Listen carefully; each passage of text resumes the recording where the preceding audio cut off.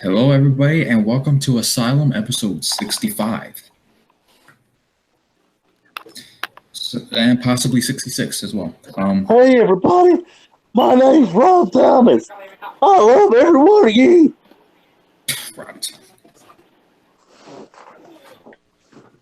All right, so we got 5 wrestling topics tonight. Eat nuts. 1, 2, 3, 4. Actually, if you count the YouTube channels that talk about wrestling, that would be 6. So Don't worry, when 69 comes up, that's going to be the Slammiversary of the Asylum. Yep. For sure. Okay, so we got Hulk Hogan. Oh, fuck Terry. We got Rey Mysterio. We got WWE and Impact. The Cruiserweights. Brie Bella. And then we got Blitz and PWHustle. And that whole tobacco. So, what do you guys want to start off with first?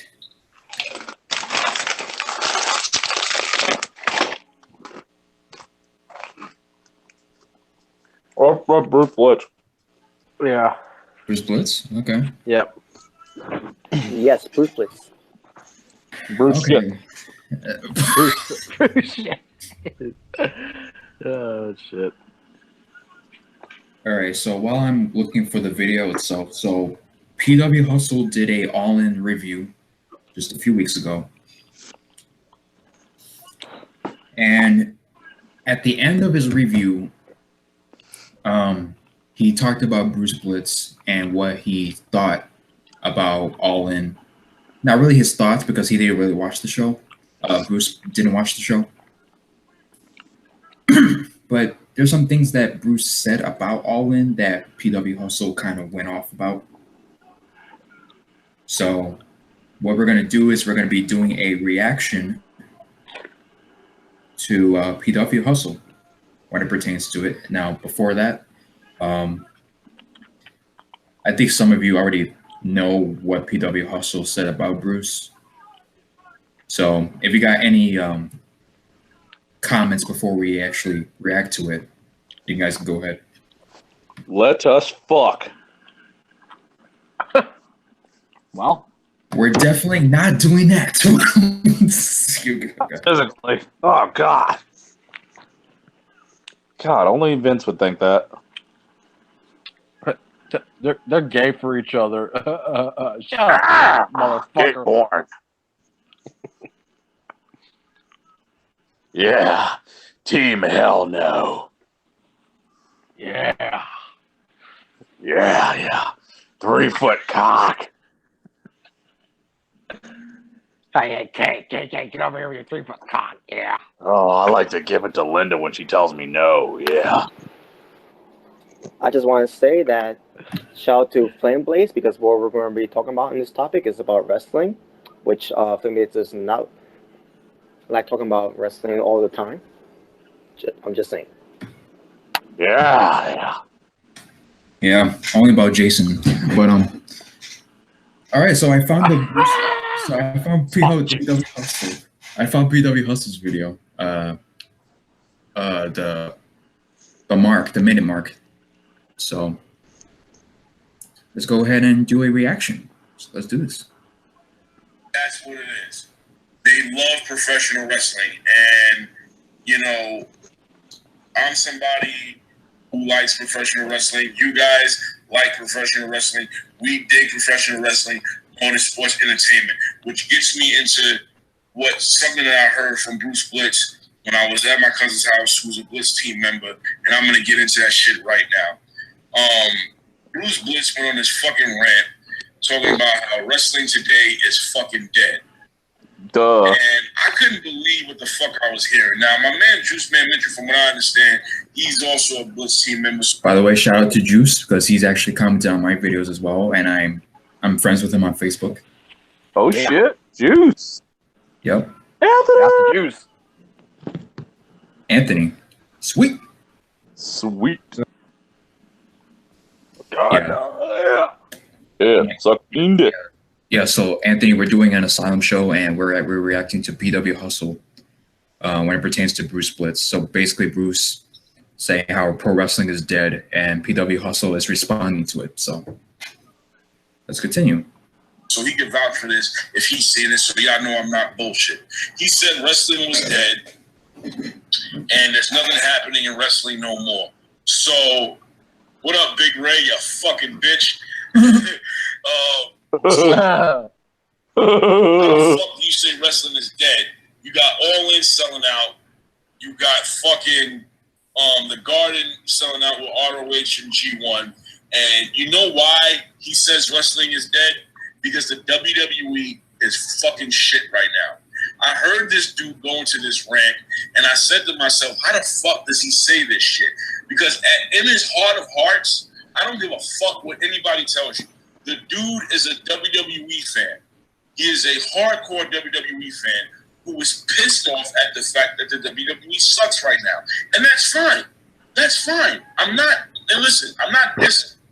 I don't want nobody thinking I'm dissing Bruce Blitz. I'm not dissing him. I'm just saying fuck what he said because you don't know what the fuck you're talking about. And you're only saying that shit because the WWE sucks. If you fucking expand your fucking horizons, is just stop watching that shit so you can fucking rant to your people in your fucking reviews because that's the only reason why people like watching that motherfucker because he fucking goes crazy and he says fuck John Cena and fuck Roman Reigns and yes, I agree, fuck them too. But when the WWE is bad, I'm not gonna fucking take it out on wrestling and say, oh, wrestling sucks. He's only saying. Are we sure he's not talking about JD from New York? Roman Reigns, and yes, I agree, fuck them too. But when the WWE is bad, Well, Are we sure he's not also? Are we sure he's not talking about Charlie? Like, seriously. Fuck that drunk. I think PWHustle went off on JD one time too, didn't he? I think he did. But basically, he's reacting to Bruce, what he heard from, you know. I'm about to say PW Bruce likes everything. I think you mistook that. Well, let's just continue with the audio. bad, I'm not gonna fucking take it out on wrestling and say, oh, wrestling sucks. He's only saying wrestling sucks because the WWE sucks. And yes, I understand that the WWE is the epicenter of wrestling and everybody takes their lead from there. But right now, wrestling is fucking great right now. That wrestling boom that Jeff Jarrett was talking about, it's fucking happening. It's fucking happening right now. The only people who are not performing up to snuff is the WWE. And the only time they do that is with NXT and SmackDown. Sometimes SmackDown. So I know Bruce Blitz is never going to see this, but if by some chance he does, stop fucking watching WWE all the time. Stop giving that bullshit excuse about how you have an audience. That's bullshit. I got an audience. You think anybody in my fucking audience is gonna give a shit if I stop watching, if I stop talking about WWE? Hell fucking no. Stop doing that shit. It's bullshit and you know it. Okay? You're a fucking hardcore WWE fan. You're a WWE fanboy at heart. You know it. I know it. The CIA agent who watches us knows it. And these fucking people who watch it know it. You're not fooling anybody. Stop fucking making WWE your epicenter for other fucking wrestling. Damn. You was a fucking Impact fan. You gonna fucking judge Impact on what WWE does? You don't watch fucking New Japan because he doesn't have the time for it. Savage. He doesn't watch New Japan because there's nothing to fucking complain about. He used to be a Kenny Omega fan, but since he gave Kenny Omega props here and there. But when Kenny Omega started kissing dudes and doing the gay shit that he did, Bruce Blitz was like, fuck him, he sucks. True. Which basically means you judge your opinion based on the fact that a dude is soft like a Twinkie. Who gives a shit? Who gives a shit? Do I want to see Joey Ryan grabbing Joey Ryan's cocks? No. But I'm gonna fucking diss Hangman Page now because he fucking did it. Alright? At the end of the day, man, this dude is too single-minded to be watching fucking wrestling. And that's just the way I feel about it. And if you're like that, if you make the WWE your focus as to judge on the rest of wrestling, then you're a fucking loser. Straight up and down. Damn. You're a fucking loser. And like I said, I'm not trying to diss him, but that's the way it is. That's the way it is. And I don't give a fuck. Like I said, that dude lives in his own fucking world. So he will never, ever, he'll never reply, he'll never debate me, he'll never even mention it, you know. But it really bothered me to hear him say that. And when I heard him say that, it started clicking because I started watching other videos and shit. And I remember when my man Juice Man would put his videos on the Hustle, and keep on doing that, by the way. I understand. You know, he likes WWE, and he's upset at the fact that it sucks. And so he just takes it out on every other wrestling. But if you think wrestling right now is shit, you're a fucking dumbass. I honestly believe that Bruce Blitz is a dumbass. But then again, anybody who still fucking keeps up with Alex Jones is a fucking dumbass. Alex Jones. I'm sorry, it's just the way I feel. Not everybody. But, you know, this guy, man, he's fucking pretentious and he's single-minded when it comes to his wrestling analytics. But he judges the matches kind of like I do. But I can see why he does it the way he does it. Because he used to be like a ring guy. He wanted to be a wrestler. If I'm mistaken, he had too many knee problems. And I'm not going to say, oh, he's a failed wrestler. You know, if you got knee problems, that's just the way it is. Sometimes life takes precedence over a dream. It's what happens. But I just, you know, and I like the guy. I just hate hearing him go off on an opinion like that because the WWE sucks. Watch something else. You might just fucking like it. And I understand if you're a creature of habit, because I am too. You know? But break out that fucking mold. I stopped listening to hip-hop crazy like that when I was fucking 16. I branched off and started listening to other shit. You know? Start watching other shit. This fucking dude is gonna give himself a fucking heart attack, and instead of being shocked, I'm gonna fucking laugh, and I don't want to. This motherfucker's screaming like fucking Alex Jones, because that's who he is. Bruce Blitz is the fucking Alex Jones of the fucking wrestling analyst world.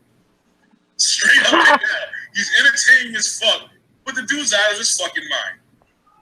And sometimes he just doesn't see the forest for the trees.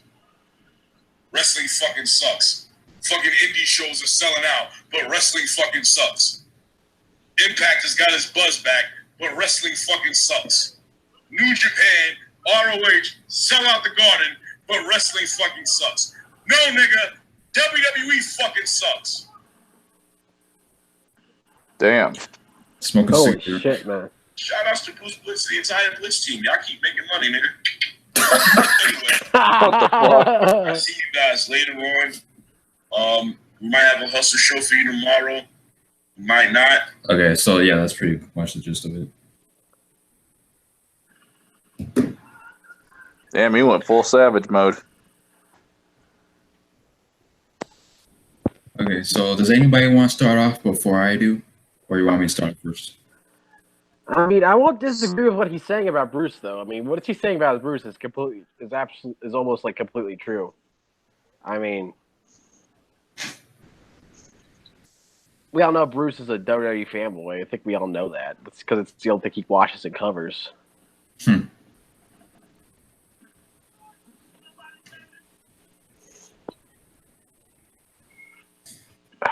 I don't get it, but just to address Bruce, it's like, I'm with him though. Like, why does Bruce continue to watch something he hates though? Like, why? It doesn't make any sense to me. Bruce, stop watching and expecting it to get better. It's not going to get better. All right, the track record of WWE like for the past 10 plus years has been shit. So stop watching it, Bruce. Stop trying to find it to make it better, because maybe we'll eventually get better. But right now, I don't see it getting any better. All right, someone else can go. That was fucking funny.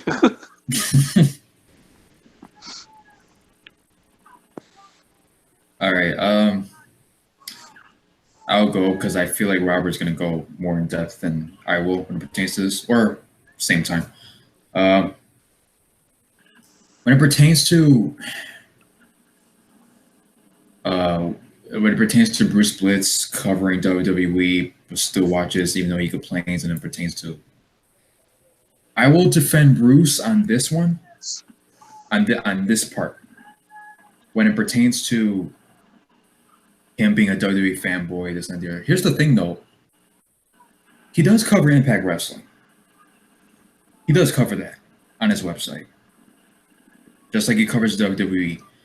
The only wrestling he doesn't really cover on his website is indie wrestling, because WWE and Impact, they're both on TV. They both have a TV deal. So whoever he watches on TV, he's going to cover. And when it pertains to, because Bruce, he appreciates wrestlers from the indies and from Impact and from other organizations. But the problem is, he feels like his audience, for the most part, of course he has his sports fans, of course like the movie fans, in his website as well. But there's many people who like his WWE rants, his reviews, and that's why many people like to watch Bruce. But here, go ahead. I like to watch Bruce too, and I will say like that is your audience, though, Bruce, and I totally get why he covers that the most, though. I totally get why he covers it, but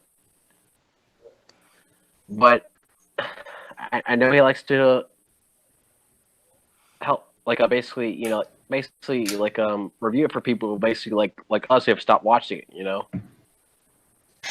Yeah. But I don't know, man. It's like, why? I just don't get why you keep watching something that you don't like. I don't get it, man. And what PWHustle was saying was, Bruce Blitz has an audience that likes to watch his reviews and his rants, and basically quote unquote speak the truth, and that's why because they feel like Bruce is one of the main guys who tell the truth when it pertains to WWE and his bullshit, which he is. He is. He's one of the rare people who will cover WWE and actually say his real opinions on it. I'll give him that. But at the same time, I will agree with PWHustle when it pertains to, okay, you hate WWE, but continue to watch it because people like to see your reviews of it. A lot of people seem to watch shit that they hate, and I don't understand it.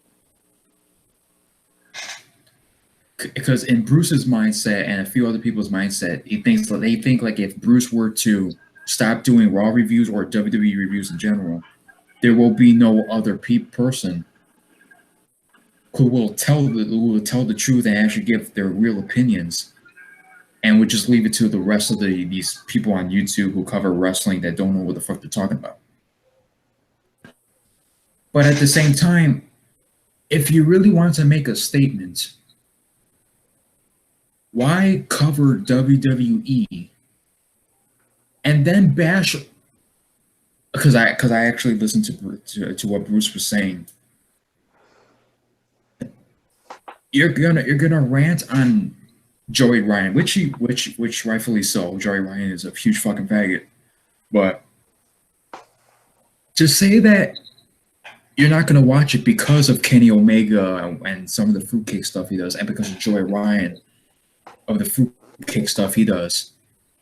But yet you're gonna watch WWE that had Adam Rose, that has New Day, the Velveteen Dream Team, or whatever the fuck they call themselves. You have guys spanking each other in the ass. Dean Ambrose, Titus O'Neil, and a few other people. Yeah, nobody cares about New Day. So I will agree with PWHustle when it pertains to, okay, you don't like fruitcake shit, and yeah, you watch WWE. But if you want to make a statement, instead of watching WWE and doing reviews on it, do New Japan reviews, do ROH reviews. You do Impact reviews, but do other wrestling as well. Like, oh, I don't have the time for it, and this, that, and the other. You do have the time when it pertains to, like, if just find valuable time to actually watch the show and then review it. But he feels, because I've actually listened to Bruce and I've actually seen his tweets about New Japan, people jizzing their pants and getting all excited over Kenny Omega, over guys, some indie guys. And I've seen Monique actually go, Monique has actually seen his tweets as well, and she had a huge problem when he was doing those New Japan rants on Twitter. And just like PWHustle is now, just like Juice was, like even Juice, who was one of the main dudes of the website, and even he goes to PWHustle's video and actually criticize Bruce for the stuff that he says, because you hate because WWE sucks. All of wrestling sucks. Now, is wrestling as a whole as popular as it was back in the day? No, it's not. But people like the wrestling that they like now because WWE sucks so bad. So they're going to cover other wrestling and talk about other wrestling and watch other wrestling. Yep. Because they are wrestling fans and they don't want WWE to succeed in their, because, and that's where I see PWHustle's, where I see his point when it pertains to Bruce. I don't think, because Bruce, he appreciates the other wrestling, but it's just he thinks WWE is the big one that people want to see the most. Yeah, pretty much. I can agree with PW on that one. I'll be right back. I gotta walk the dog real quick. All right. Okay, so Robert, what are your thoughts when it pertains to what PWHustle said about Bruce? Because I feel like I missed a couple of things, and if you were to bring something up, I'll bring it back up. So, Robert, what are your thoughts on what PWHustle had to say?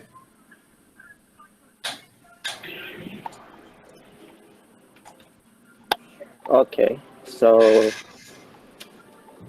here's the deal. I get where he's coming from. I really do. He's got half of a good argument when it comes to Bruce Blitz crapping on All In, and believe me, I know it's because I was watching that Raw review live when Bruce Blitz basically that rant about All In, and the only reason why he did that is because there was about 3 fellow Blitz teamers on the site that want him to talk about All In, and basically what Bruce Blitz got annoyed with, he basically got annoyed with that, and I'm pretty sure it was during the weekend too, where Bruce Blitz, the last thing what comes to Bruce Blitz on his mind is wrestling, because he wanted to do something during that weekend when it comes to UFC fights or basketball games or whatever, other things other than wrestling, because the last thing on his mind is wrestling. Yeah, because like I said, he does sports. He does sports videos as well, and like some movie videos as well. Exactly. So yeah, and that's why Bruce Blitz went on a tirade, and also not to mention, he also went full in depth about Joey Ryan and grown dudes in thick costumes, and the whole thing where with the Young Bucks and Kenny Omega, which Bruce Blitz doesn't like, especially when it comes to Kenny Omega, he went full depth, hating on Kenny Omega, because of his face is, in his words, faggot face. And I do think it's that ain't fair to say that to Kenny Omega. So, when it comes to Kenny Omega, and that also when it comes to him kissing grown men, and also in the person's Jasmine costume, I can't defend that. But at the same time, I'm not gonna say that he's garbage, he's trash, and and to say that he's not one of the best wrestlers in the world, which it's not fair to say that, because he is one of the best wrestlers in the world. I still love just one day to see AJ Styles versus Kenny Omega, if that ever happens. But knowing that AJ Styles it's not going to leave WWE anyways, because he's going to stay there until he retires. Mhm. But yeah, and what comes to Bruce Blitz, basically, like I said, on PWHustle, that's his channel's name, right? Yeah. Okay, yeah. Yep. Again, I didn't see his review video when it comes to All In, but after hearing, but basically, I also want to listen to his he talk about Bruce Blitz, and after hearing that part, I'm like, okay, so when I get a chance to watch his video later, I'll watch his All In review, and there's no need to watch, to listen to the Bruce Blitz rant, because I just we just did it right here. So, but yeah, I understand where Bruce Blitz is coming from when it comes to why he didn't want to watch All In, and why he could put that over. For crying out loud, Bruce Blitz once watched I think it was called PWG, something like that. That's the wrestling company. Another wrestling entity. Yeah, where he saw the dumb of wrestlers up other wrestlers' ass. If you remember that one. Right. Where it comes to Justin Liger, Tommaso Ciampa, Tommy N, who is now also Black in WWE, Sami Callihan, Cedric Alexander, other guys, and then the final guy was Pete Dunne, and I'm like, what the fuck is this? Basically doing the dumb up in the ass train thing they did. I get where Bruce Blitz is coming from for that one, and why he and exactly why he hated it, and what comes to All In when the whole thing with Johnny Ryan. I don't blame him. I don't blame Bruce Blitz at all. All I heard, the ass train. The ass train. So, I don't put that shit over. Because what's that got to do with wrestling? Same thing with Johnny Ryan. What comes to guys grabbing his nuts, and then the whole thing is just stupid. That's not wrestling either. And I get If you were thrilled to meet a wrestler and grab his dick, you were gay. Yep. Exactly. And by the way, I want to give another fuck you to all the Joey Ryan dick suckers in the Facebook. Yeah, you took a picture with the guys that I got to grab the Great Dawn. You gay. You don't like women. You like cock. Mm-hmm. You're just jealous because you have the size of the Dawn. You're faggot. Yeah, I'm totally jealous, and I'm not the one getting fucked in the ass tonight. Thanks. Exactly. Yeah, thanks for letting us know. Exactly. You're mad because you got a small penis. Shut the fuck up. Anyway, we already went off on that though, but go ahead and continue with.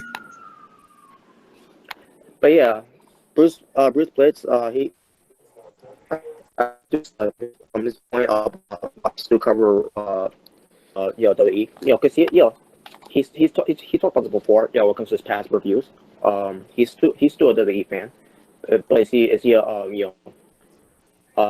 diehard WWE fan? Like when it comes to eat, sleep, and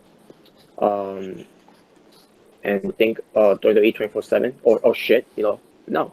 Yeah, I wouldn't go that. I wouldn't go that far. Yeah, right. That would be JD from New York.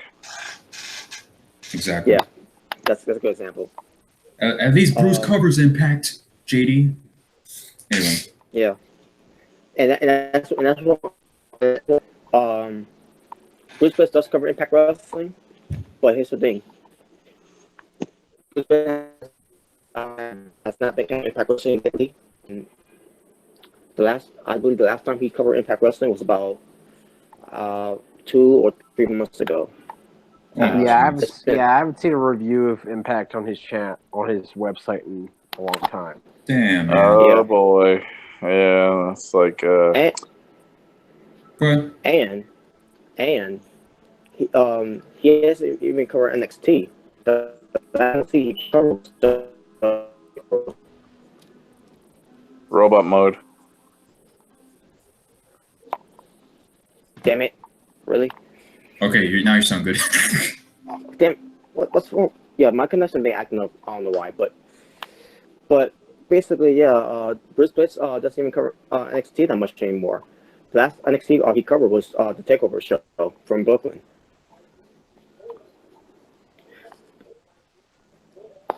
And basically, back to Bruce. What comes to covering WWE only WWE now. I do miss him. I do miss him covering Impact Wrestling. And I also miss him on covering NXT. I wish he would go back to cover more Impact Wrestling. To hear his thoughts about the show. He didn't even cover Summerversary.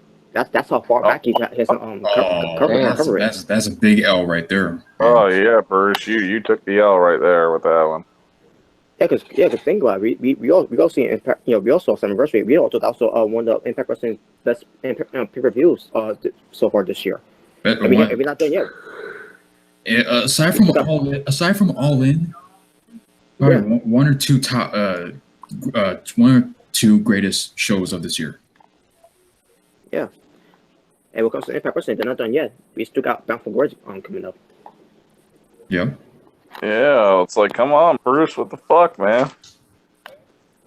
Yeah, I am a little disappointed that Bruce Blitz is not covering that much anymore because he's way behind watching it. Which I understand why, because he's there's still other things that he wants he's covering when it comes to other than wrestling, other sports and everything. But damn, I do really miss him covering Impact Wrestling. Well, it's like, and what comes. Go ahead. But and also what comes to him not having an audience, which is not no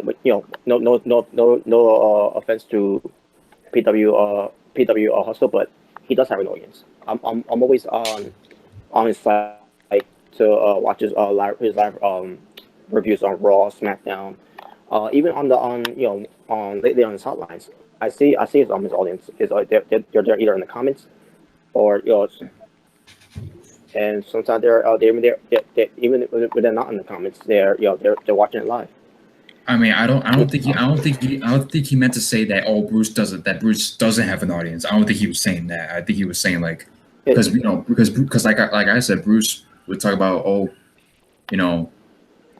I do WWE Raw reviews, because the people who are on my website want me to do Raw reviews and SmackDown reviews, all that stuff.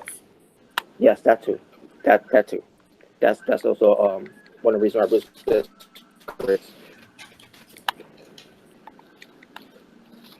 So, yeah, man. And the whole thing with Bruce Blitz was saying the wrestling is dead. I think he even went too far with saying that.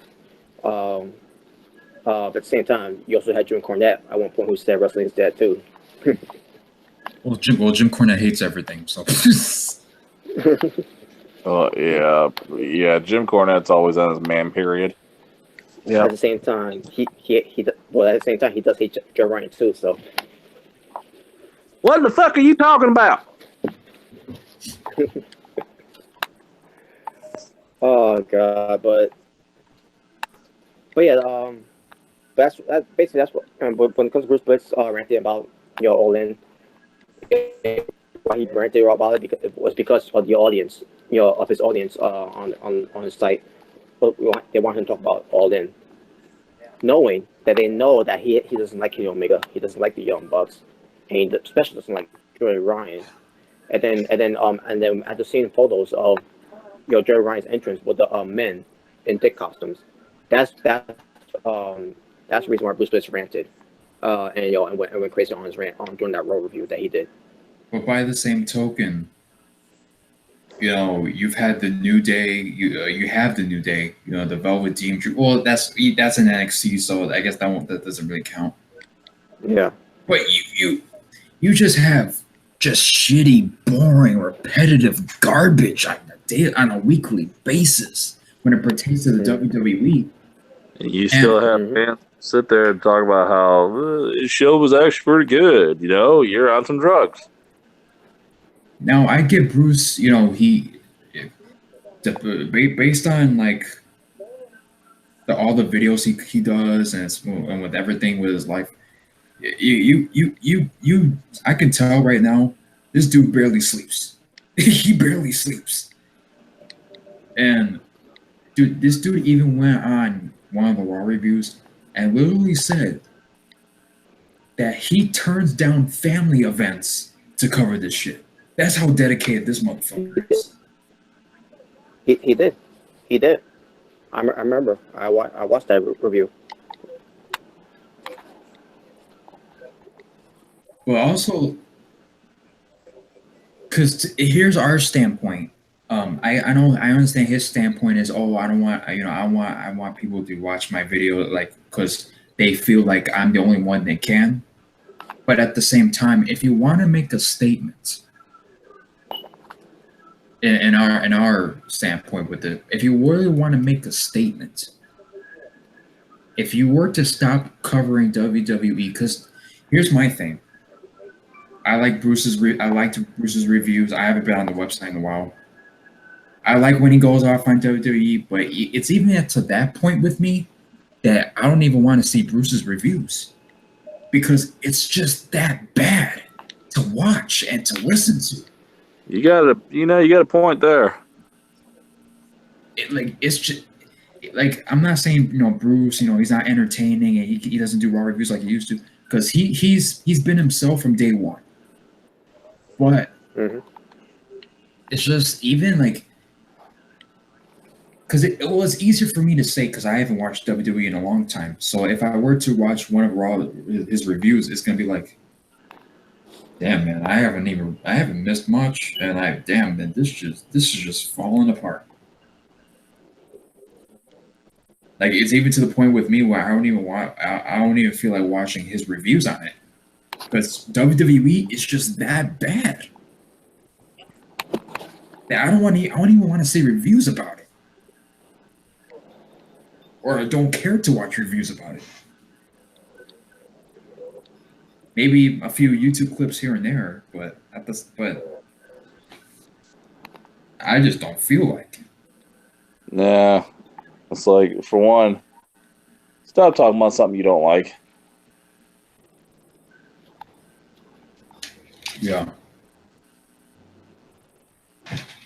This is not us, telling Bruce Blitz what to do with his content, this and the other, but this is just basically our standpoint and our feelings towards what Bruce said and what PWHustle said, because we're not taking one side over the other. Well, at least I'm not.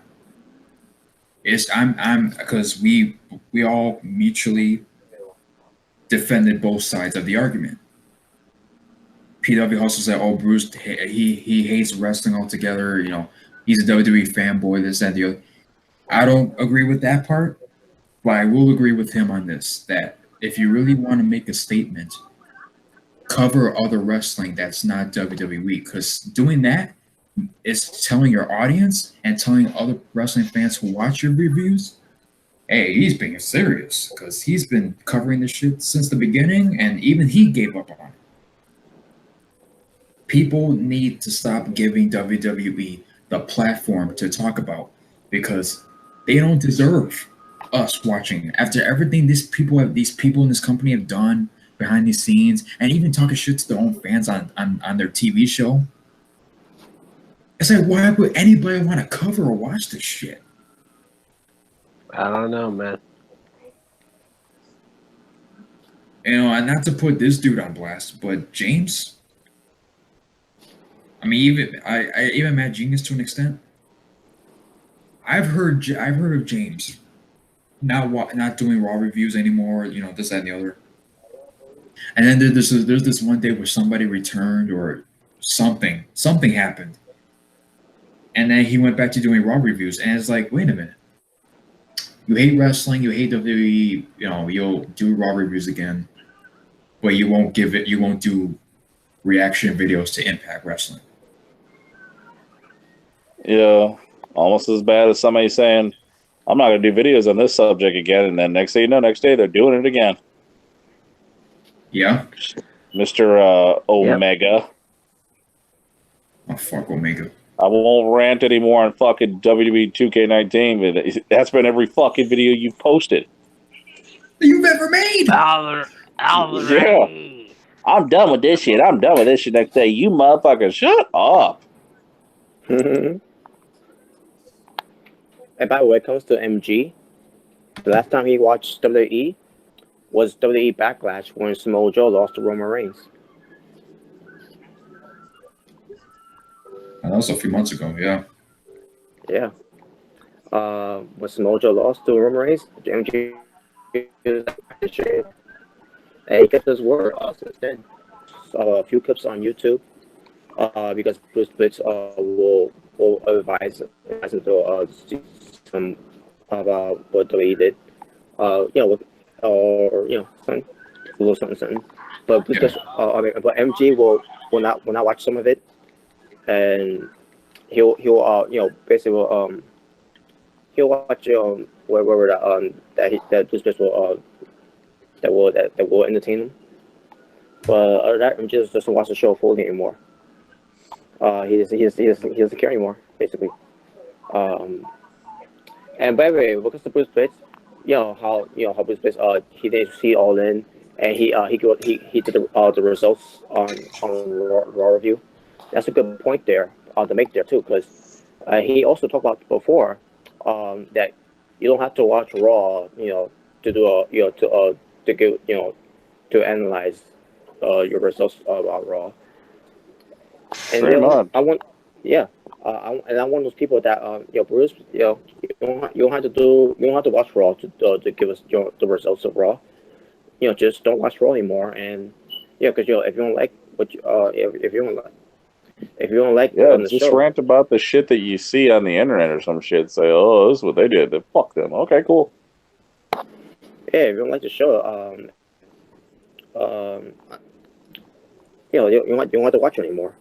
Because I'm one of those people that I don't mind if you don't watch it anymore. You can still give us the results of it. And as far as the people that are part of the Blitz team, because that want to see him to do a Raw review and all that. I don't know why you people.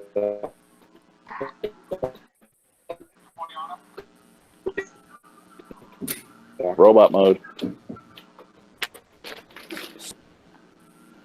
What the fuck's going on with the phone? You're back. You're back. Anyways, but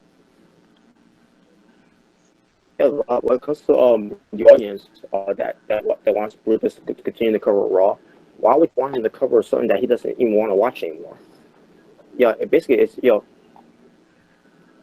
these people are these people that are on the site. I don't know who it is, but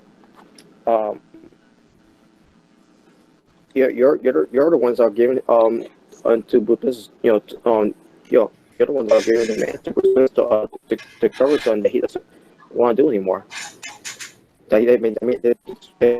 More. And again, I'm one of those people that don't want to watch anymore. Just like I don't want to watch anymore. It's not what it used to be anymore, and I haven't watched a Raw SmackDown show for months until Fallout, and after that I was done watching it from there. Again, until we get to Survivor Series. This how serious I'm taking this when it comes to it. Where because of the how did they train Nakamura on the main roster. But yeah, when it comes to PWHustle his rant about Bruce Blitz, I'm like, wow. After hearing that, I'm like, damn, he was very passionate about that. And I get it. He's not trying to just disrespect Bruce Blitz and all that, try to put him in his place, but at the same time, he's got to understand where Bruce Blitz is coming from too. After what happened with PWG, with the whole ass train thing that happened. I mean, if I don't like something, I won't fucking watch it. Yeah. Now I get Bruce when it pertains to there's a lot of gay things in wrestling nowadays that I will not put over nor will I praise, unlike some people. Um, but like here's what Bruce should have done on his Raw review. What he could have done was say, "Hey, I'm going to do my Raw review. Listen, to all you people, they're tweeting me, they're posting on the website about All In. When I have the time to, I might watch it." He could have just left it at that. Like, if I feel like I'm good, if I want to watch it, I'll watch it. You know, I appreciate you guys recommending it, and if I want to, I'll watch it. Or if he hated the fact that the whole gay stuff is not the other, you know what? I don't want to watch it because Joey Ryan is in there and Kenny Omega's in there. Because that's the reason why I don't want to watch it on pay-per-view.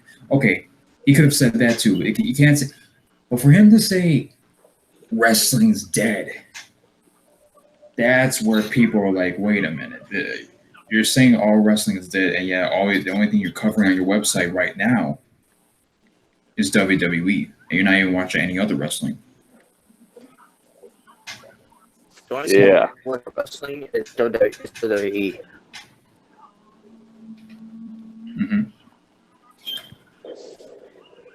You gotta watch other shit. Because of Bruce Blitz, he doesn't have to watch Raw anymore because Raw doesn't feature AJ Styles, SmackDown does. SmackDown or Target show at the same time. Watch SmackDown either because again, after what WWE did on Nakamura, after what happened last year and then this year, where he couldn't even be WWE champion and be last year's champion. And then they don't even have it on TV that much. I'm like, why try to watch SmackDown if they don't present Nakamura on TV? And he's supposed to be the United champion.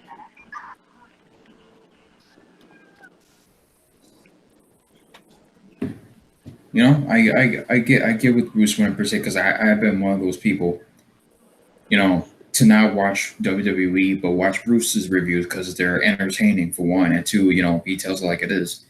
But it's even to the point, like I mentioned earlier, it's at the point where, man, WWE sucks so bad, I can give a fuck less if Bruce covers it ever again. Yeah. Like if Bruce stopped doing Raw reviews, I wouldn't give a fuck at this point. Exactly. Because guess what? When it comes to Bruce Blitz doing Raw reviews, he changed the title actually this week to the Blitz Hardcore Podcast, where he talks about Raw. And after Raw, he talks about other things like sports, from what comes to the NFL, from the NBA. Basically after he covers Raw, he goes right into other things. And it was cool. It was that he did that too on a different type of format. And basically, it's he did in the past. What? I think Bruce Blitz should change his hobbies up. Lots of other stuff. Well, yeah, it's something he did before too. The whole days of the podcast. But yeah, exactly. Yeah, I mean, I don't get how anybody on this website wants to see Bruce go off. So at this point, because it's just like with food. It's just like with drinks. You have something every day, and it comes to a point where it doesn't taste as good as the first time. You watch Bruce's Raw reviews, they're entertaining for a while, but once you watch them for so long, it starts getting repetitive. Mm-hmm. It's almost like the same review every single time. Pretty much same old shit going in the same old circle. You gotta change, man. You gotta take another turn at the. Gotta take a different turn instead of going in circles. And I do find it entertaining in a way, but at the same time, like you guys said, when it comes to Bruce ranting about something, sometimes it does get a little, it does get to me or to a point like, man, Bruce Blitz is loses his mind here, and damn it, I wish he would respond that way, especially after when Cena beat Styles at the Rumble, and then not too long ago. This past year, losing the Styles on SmackDown. I like it was very basically. What I'm trying to say it was an uncomfortable vibe seeing that. Yeah, like PWHustle said, this motherfucker's gonna get a heart attack eventually. He might. Yeah, exactly. I'm actually concerned that when he goes off like that, I'm concerned he's gonna fucking drop right there. Mm-hmm. Like, I guess, like, Yeah. how easy would Bruce would be? Like, it would be if he stopped covering WWE. Like, at least if you're gonna cover one wrestling show, cover Impact. Yeah, I wish he would go back to covering Impact Wrestling again. But the problem is I don't know how far is he behind from it now. Since he didn't cover. He's probably way behind. And please don't say. Yes. First time I saw that shit was Aces and Eights. Oh fuck, Bruce, come on. Oh no, he hasn't gone that far. No, not that far. He hasn't covered it. Yeah. Come on, Bruce, give it a 10 out of 10 for Kira Hogan's ass cheeks. And I don't think he didn't even cover Redemption, which was Damn. yeah. Dude, even the fucking guys that shit on TNA covered Slammiversary. Mm-hmm. Oh yeah, and by the way, that motherfucker. Yeah, I'm gonna start watching Impact. I haven't seen any reviews.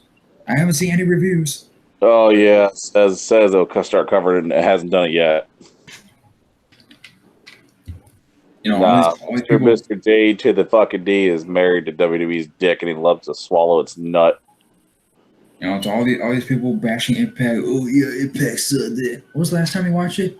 Aces and Eights. Fuck off. Anyway. Yep. And we've had that happen in one of our Asylum shows. I won't mention the name anymore, but that actually happened. And Monique went full roasting on somebody. But one of the greatest moments in the Asylum history, Monique talking shit to a certain individual that used to be here. Not that one that you're thinking of, but another one. That wasn't really part of the Asylum in the first place. Starting with an O.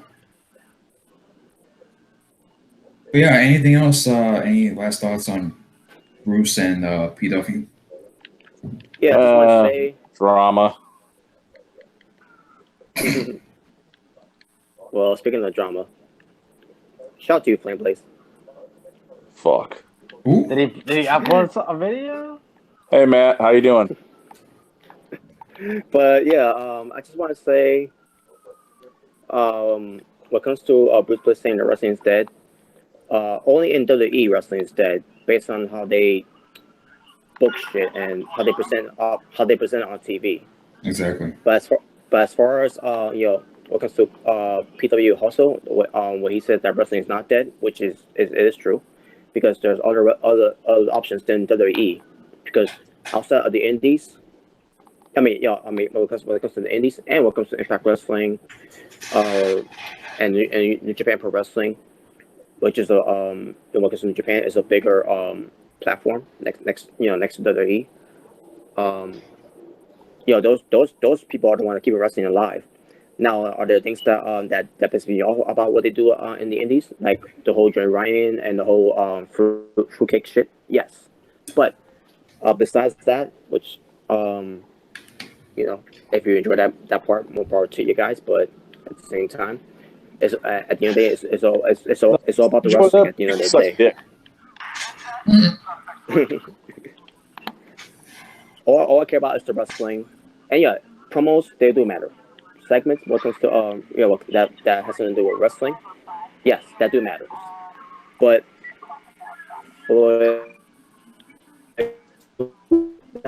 Come on, Robert. A bunch of flips and kicks is what matters, and kickouts. Yeah, but it's the greatest thing ever when they just do flips and kicks all the time. Yeah. Yeah. I do enjoy flipping flips too, but I wish they were also at the same time sell. Like to show some psychology too at the same time. which is it's lacking a lot in wrestling. But yeah, and so people saying that what Joe Ryan does when it comes to his the dick flip whatever, and then the whole dumb and the ass train whatever. Oh, that's wrestling. No, it's not wrestling. It's shit. Who the fuck said it was wrestling? People in the comments. People in the comments on YouTube. Oh yeah, it's wrestling. Like, no, it's not wrestling. Even people that cover it on YouTube, that does YouTube videos. Oh yeah, it's wrestling. No, it's not wrestling. It never was.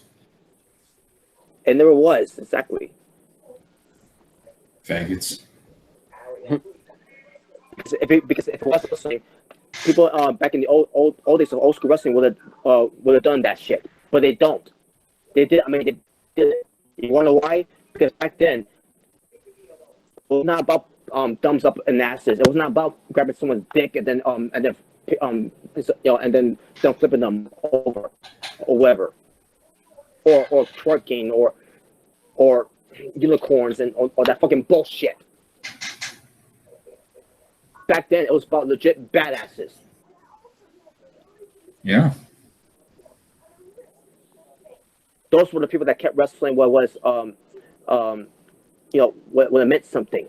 And now, looking at it now, in this generation, it's still wrestling what it is at the. We need more guys like a Bruiser Brody, the Bruiser, the original Sheik, the Iron Sheik, more of these Andre the Giants, more of Randy Savages, more of Ultimate Warriors, more of these we're never going to have that again. Guerreros. And that's a problem too. We need more of those legit badasses. Yeah.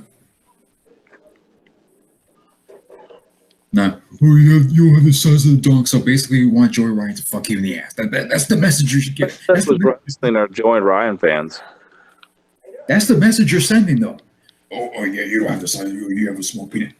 You want to fuck Joey Ryan in the ass. That's what you really want. Well, it has to be, because I gave my opinion about somebody, and your comeback is, I'm jealous of Joey Ryan and his dong. No, I'm not. I don't care a fuck less about him. And think about what you're saying, people. What's that got to do with anything? That sounds like the gayest shit ever when a grown man sits there and says you're jealous of his dom. You, my friend, take dicks in the mouth and you like it. Why? And that's what. Why? And that's what I fucking hate. That's what I fucking hate. What's this notion where, oh, if you don't like this, then that means you're a virgin, you get no pussy, and you're jealous. And what the fuck is wrong with you?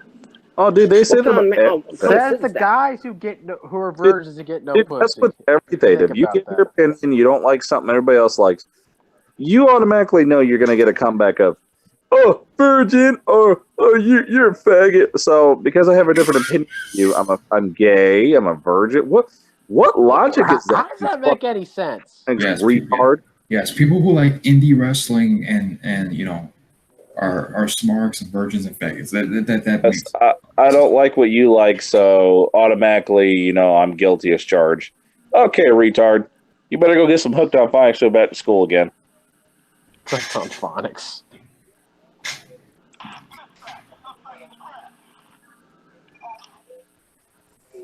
Stop playing that damn Grand Theft Auto.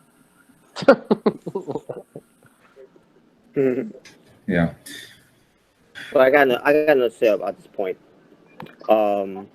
But other than wrestling, outside of the WWE, is still doing things that's basically that still continue having me continue watching.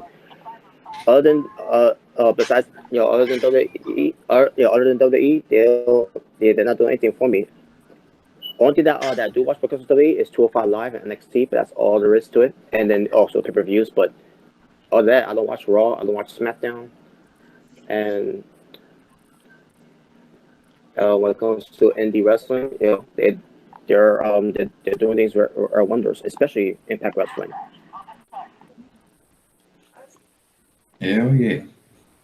Fuck yeah. And, yeah, so I kind of said. All right. Okay, so we still got Hogan, we still got Mysterio, Impact, and WWE meeting. Cruiserweights and Brie Bella.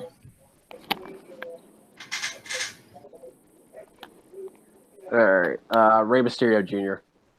Yeah, Ray, filthy animals.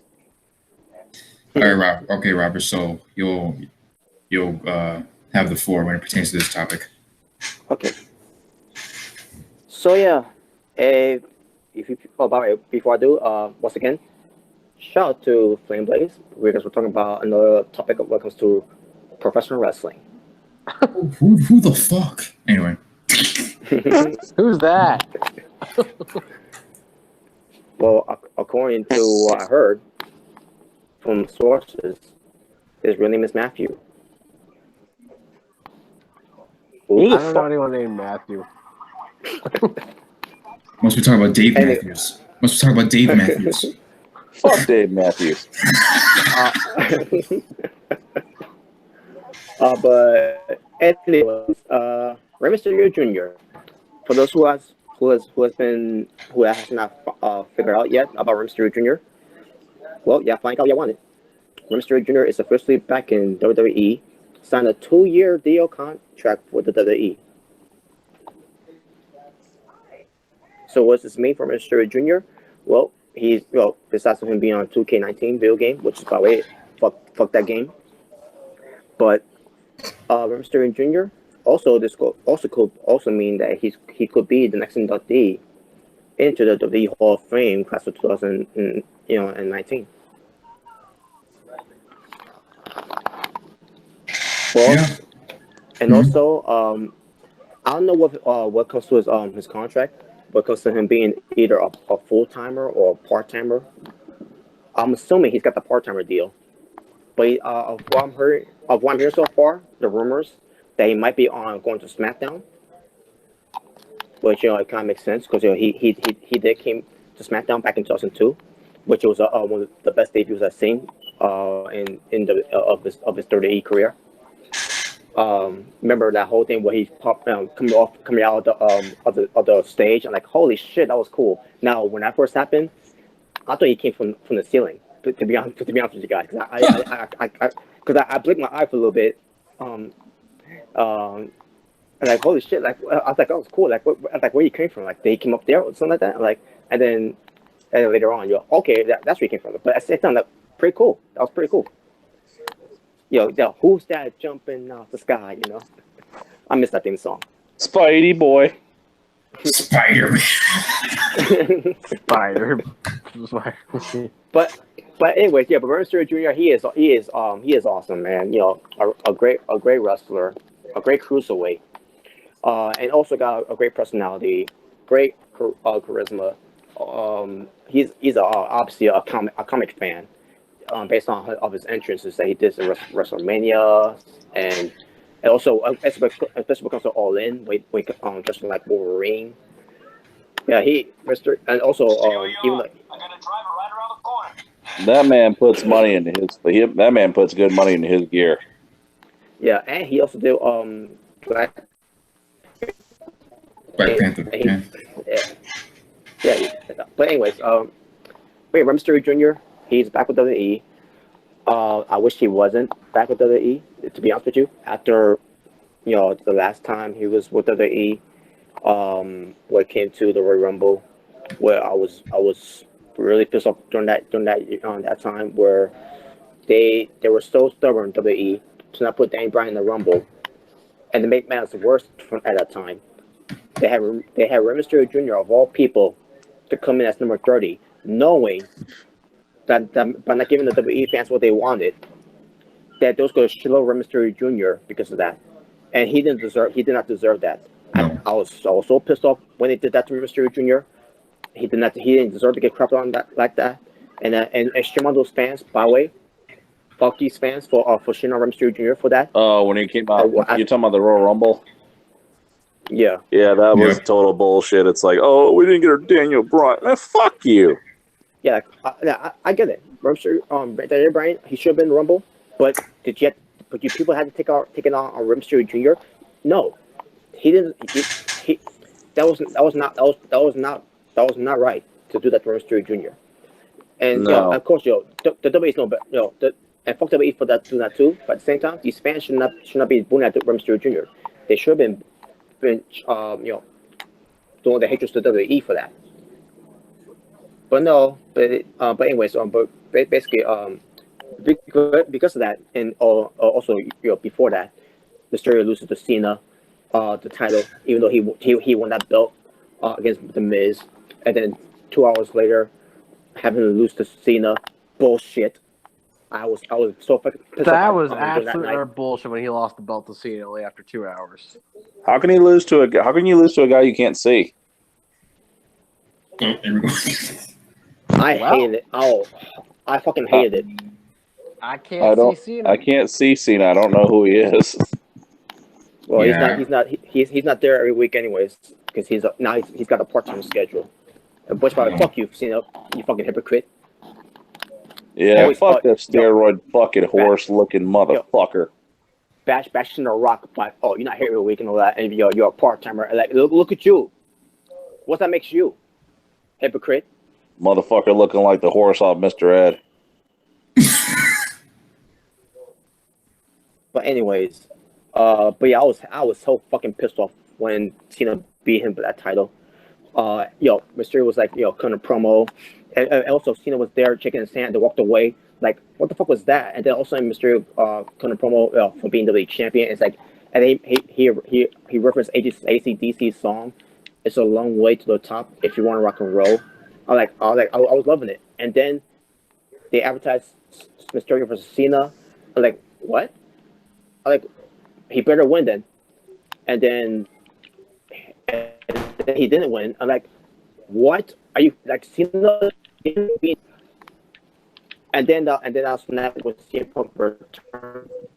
And WWE like, oh, it's like, holy shit, CM Punk. And then after the show was over, I said to myself, oh my god, Punk, what the hell? And then wait a minute, Mysterio, oh, you motherfuckers. The WWE think they were so slick when they did that. Like, you motherfuckers. Yeah, like CM Punk came back way too early. Punk ass. Yeah.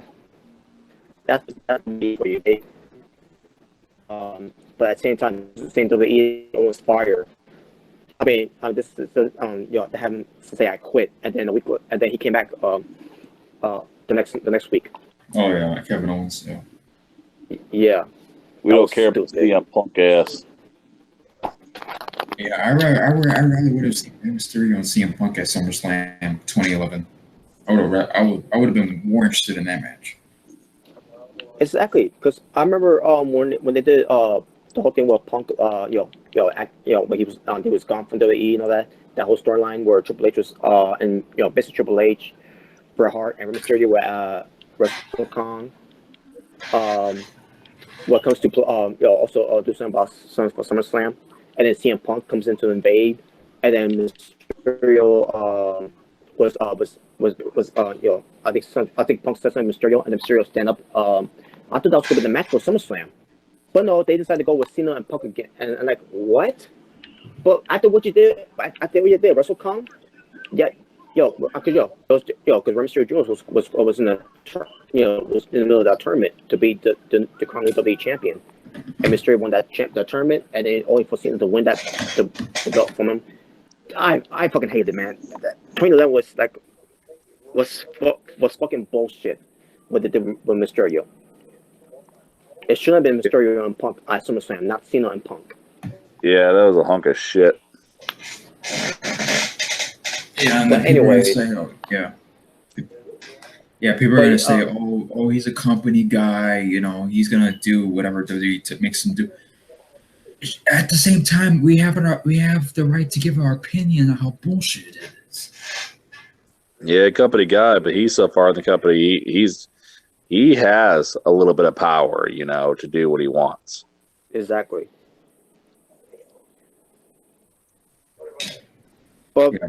Go ahead, Robert. but what Chance Mysterio Jr. When he made his return this year to the Rumble, which by the way, when he returned, I was shocked when he came back, and then see him coming out there and like, did he just came from a time machine or something like that? Like what the fuck? Like he looked incredible. He never ages, dude. No, he doesn't. He never ages. That's like, someone who holy puts a lot of time shit. and dedication into his. Yeah, he does. You know, you know, and just to think, he's only 15. Oh shit! Oh my god. Hey, the way he wrestled, you know, in the Rumble match when he made his return, I'm like, holy shit! Like Mysterio, like what happened with what the fuck? He didn't skip a beat, dude. That was incredible.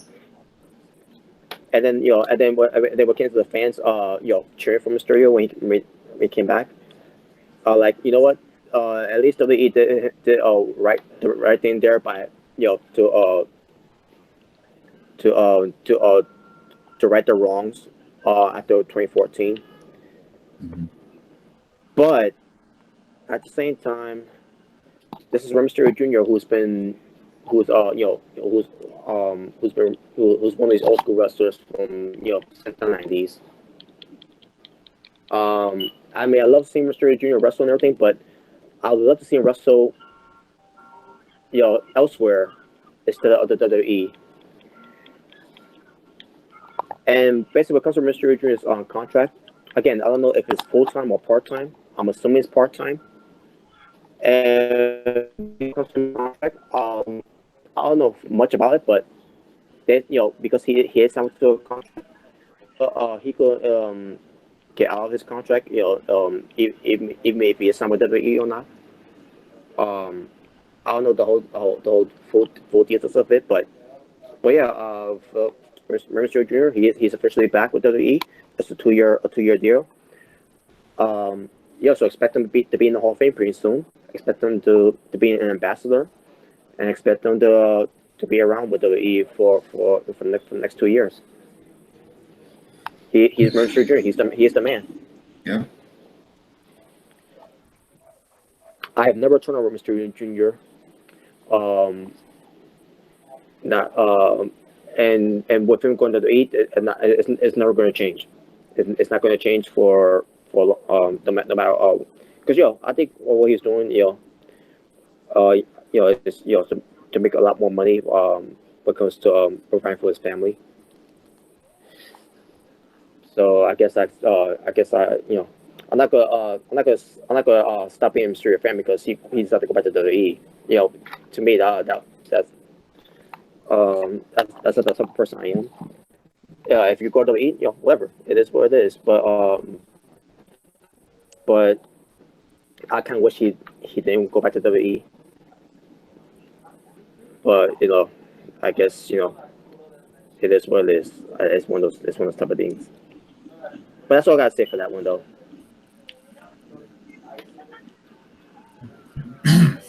Yeah.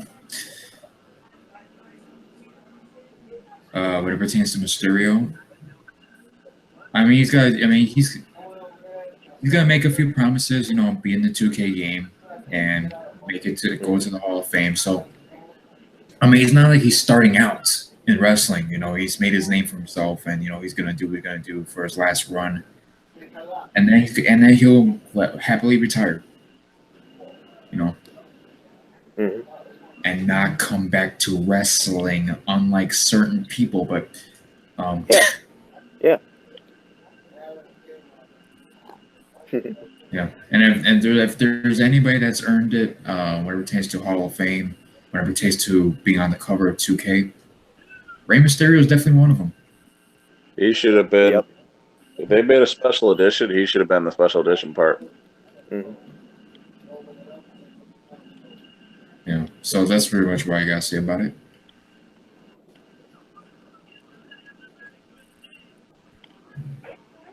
Nick, your thoughts? He at this point in his career, he can go wherever he wants to go. I feel like he still has some kind of like obligation to WWE, so I'm guessing that's why he went back.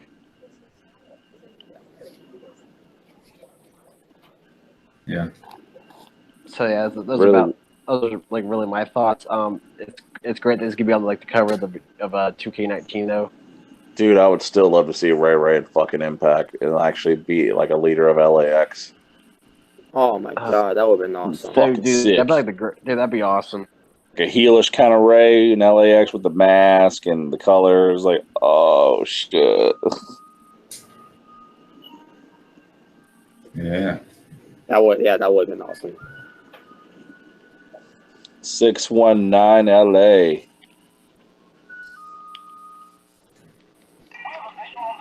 Well, in this case, San Diego, but Yeah. LA's let me give a shout to Chicago. huh?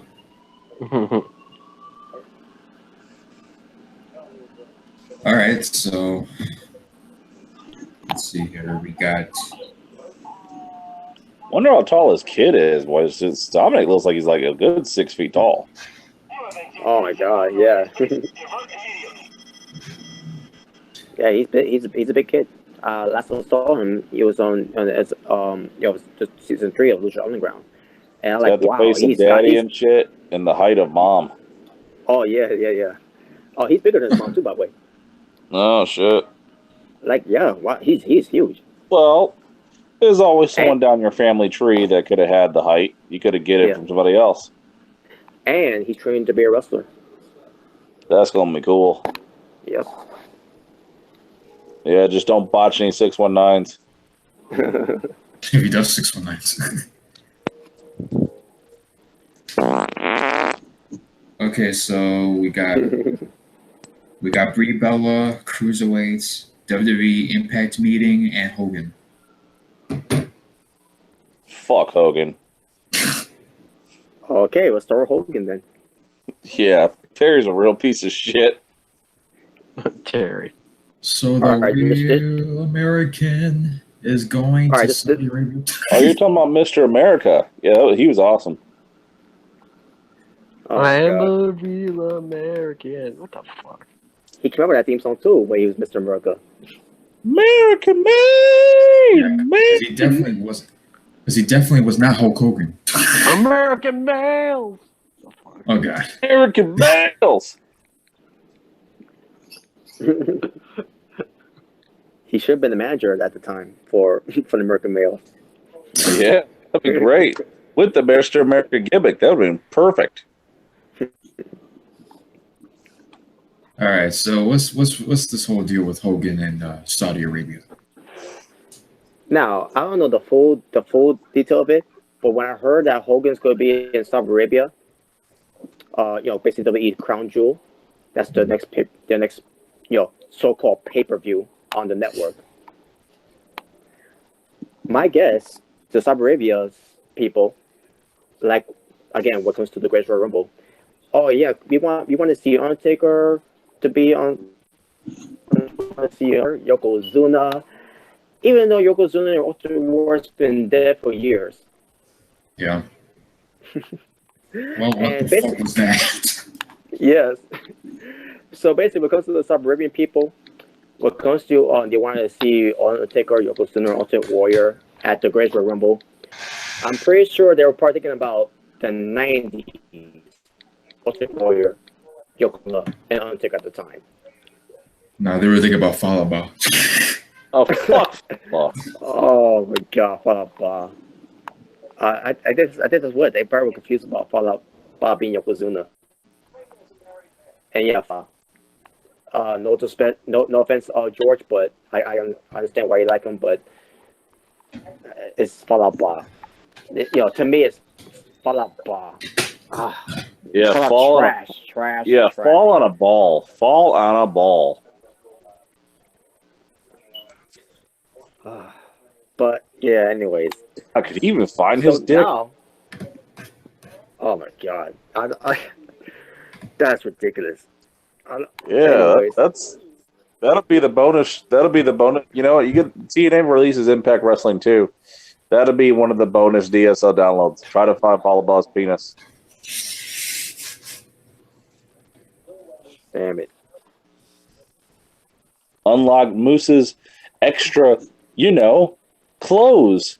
And when you pre-order Impact Wrestling today, get Moose's special edition gold clothes with Dorothy shoes.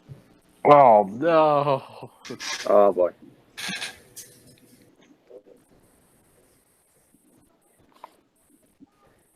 But anyways, so when it comes to Hulk Hogan, I'm pretty sure the start bringing people, they're probably asking for when it comes to Hulk Hogan. They were either want Hulk Hogan to appear when it comes to can we get the Hulk Hogan? When it comes to him being from the 90s or maybe the early 2000s, that kind of version of Hulk Hogan. And then and I'm pretty sure I guess when it comes to they also want basically again someone try to say something about Stone Cold returning and some I don't know. I'm pretty sure the suburban people also probably want to see Shawn Michaels from the 90s, Stone Cold from the 90s, Randy Savage from the 90s. I'm just throwing names out there now, because because to suburban people, they're probably all way behind time for this. But basically, when it comes to Hulk Hogan going to Saudi Arabia, what the fuck is he going to do? He can't wrestle anymore. Look at him. Everyone, but all the WWE families say, "Oh, it's been he's going to wrestle again. It's been confirmed." And if he wrestles, he's cool like shit. He's not the same Hulk Hogan anymore. Back surgeries. He's got a battery pack for his back. He's got hip replacement, knees replacement. He's too old. He's out. He's not in his prime anymore. What's he gonna do over there? Oh, I'm gonna show up, brother. I'm gonna Hulk up. Dude, he's my ego. On Saudi Arabia, dude. He's gonna drop a big leg drop. Dude, if he attempts to do a leg drop, he's gonna hurt himself. Guaranteed. He's gonna hurt himself. But yeah, stop braving people. They'll demand Hulk Hogan. He might be in a wheelchair if you try to do a leg drop on anybody. Oh god, yeah. But maybe he's gonna have a new berry pack for that one. But what comes Hulk Hogan? Yeah, the people from Saudi Arabia will demand for Hulk Hogan, but you won't demand Sting. That gets me right there. That's the crazy part. I'm with. That hits at home with me right there because I can't take this shit. Yep. Oh, and finally WWE.com. Yeah, finally WWE.com actually gets a fucking they finally get another Sting shirt in. Finally. Or what? Yeah, check their site. They got a retro Beach Blonde Sting t-shirt in. I'm like, oh, you finally remembered the guy. Look at that. A fucking shirt came in. Oh, but you know what? People want old-ass Hogan that can't fucking move, hulking up his hair extensions, but we can't have fucking Sting coming out doing some kick-ass drop kicks and death drop baseball bats. What the fuck? Yeah, let's bring back Hogan. Let's bring back Shawn. Is this what? I hate to break it to you all, but Sting Taker. Where is Sting Taker? Like, I hate to break it to you, these fucking Hulkamaniacs, but Sting has got more in the fucking tank than Hogan ever did. He's 10 years younger, too. Exactly. 15. I mean, look at that match they had at Bound for Glory 11, man. Like, Hogan fucking couldn't barely move that match. It was merely Sting could still do drop kicks. Hogan would pull a hip trying that.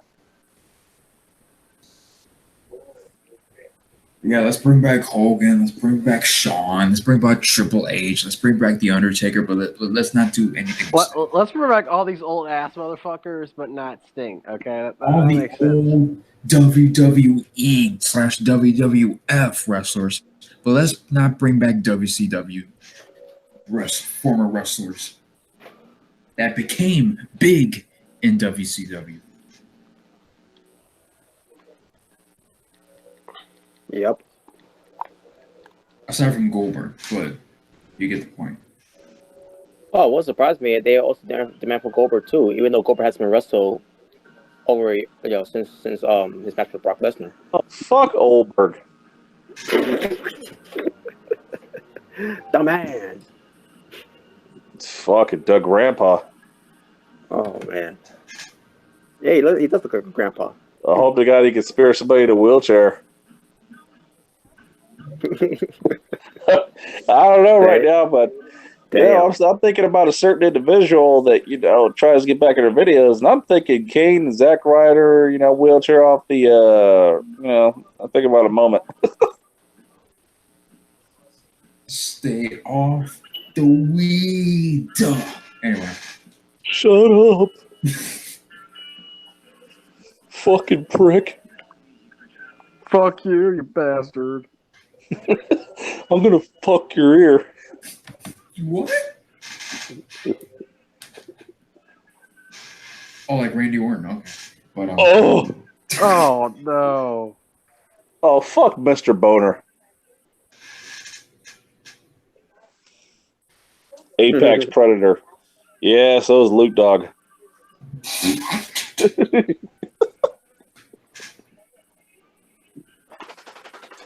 Yeah, as far as Wow. Yeah, go. Your last By the way, thoughts. shout out to Flame Blaze because we're talking about once again another wrestling topic. It involves Hulk Hogan, brother. Yep, we are talking about Mr. Hair Extensions Terry Fanny Pack. Dude, I'm waiting for him to do a leg drop and just fully break his fucking ass bone. Oh, brother! As far as my thoughts on Hogan, I could give a fuck less. I could give a fuck less about Hulk Hogan, Saudi Arabia, about just the show overall. I don't care. I don't care.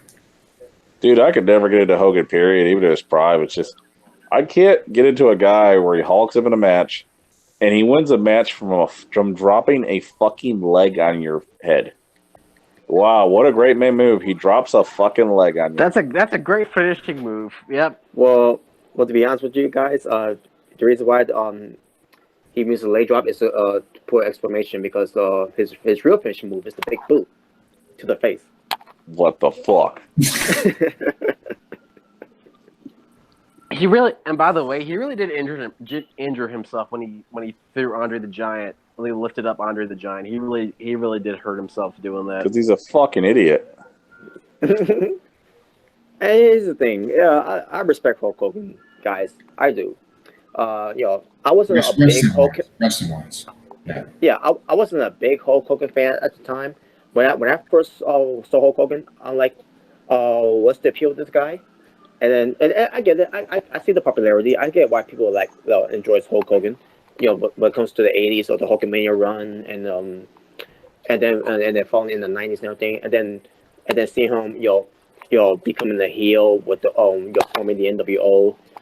And then with him returning to WWE, I get it. Hulk Hogan, he is popular. He is is reason why wrestling what was at the time, but now Hulk Hogan he can't do it anymore. I don't know why the people in Saudi Arabia wants him to be there anyways. I mean, what's next? They're gonna have wrestle. I mean, damn, these motherfuckers, they'd probably get entertained from seeing King Kong Bundy. This is awesome. Yeah, we get to see Bulk Hogan. I mean, what's next? You're gonna the Saudi Arabian people is gonna want to demand Lex Luger to come.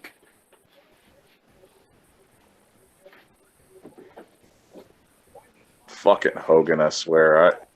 Oh my god, I still can't believe people still, believe in the whole Hulkamania bullshit.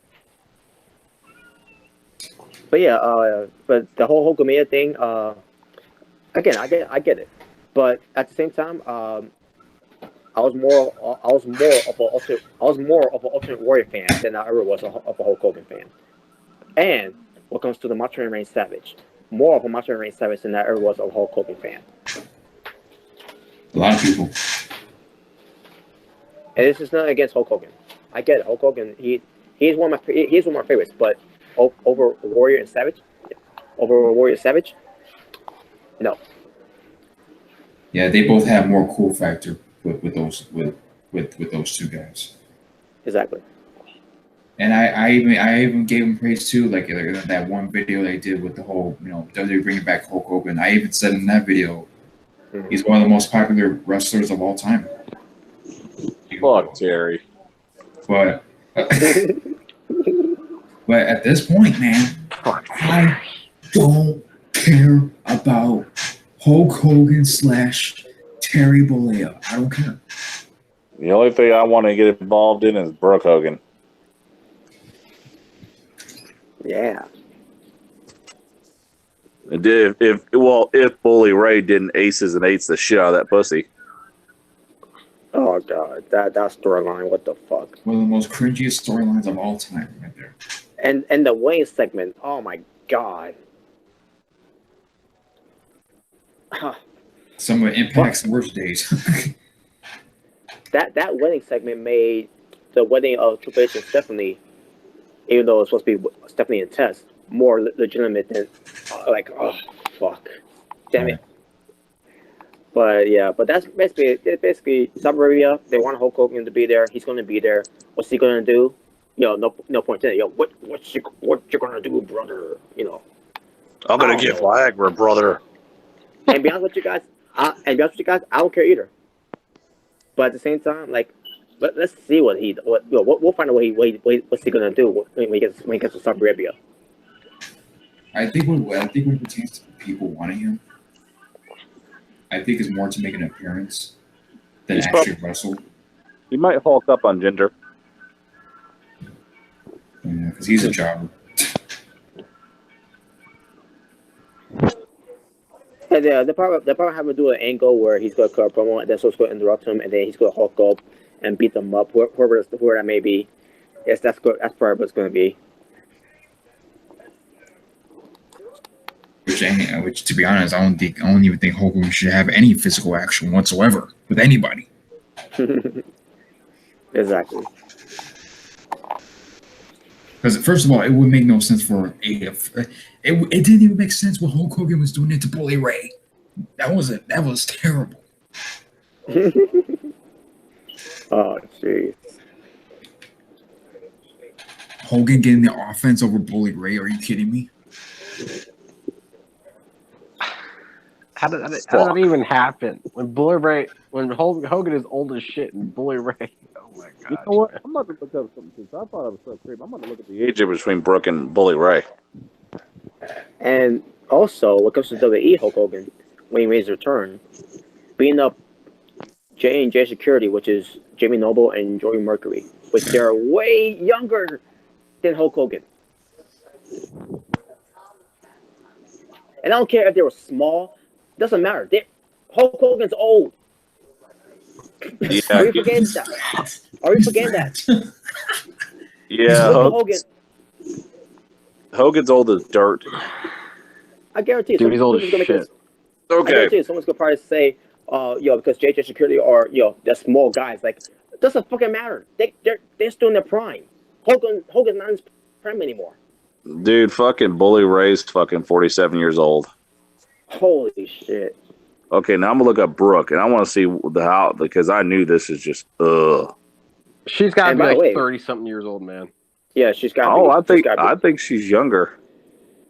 Or maybe close to her in her late 20s, maybe. Okay, so that was.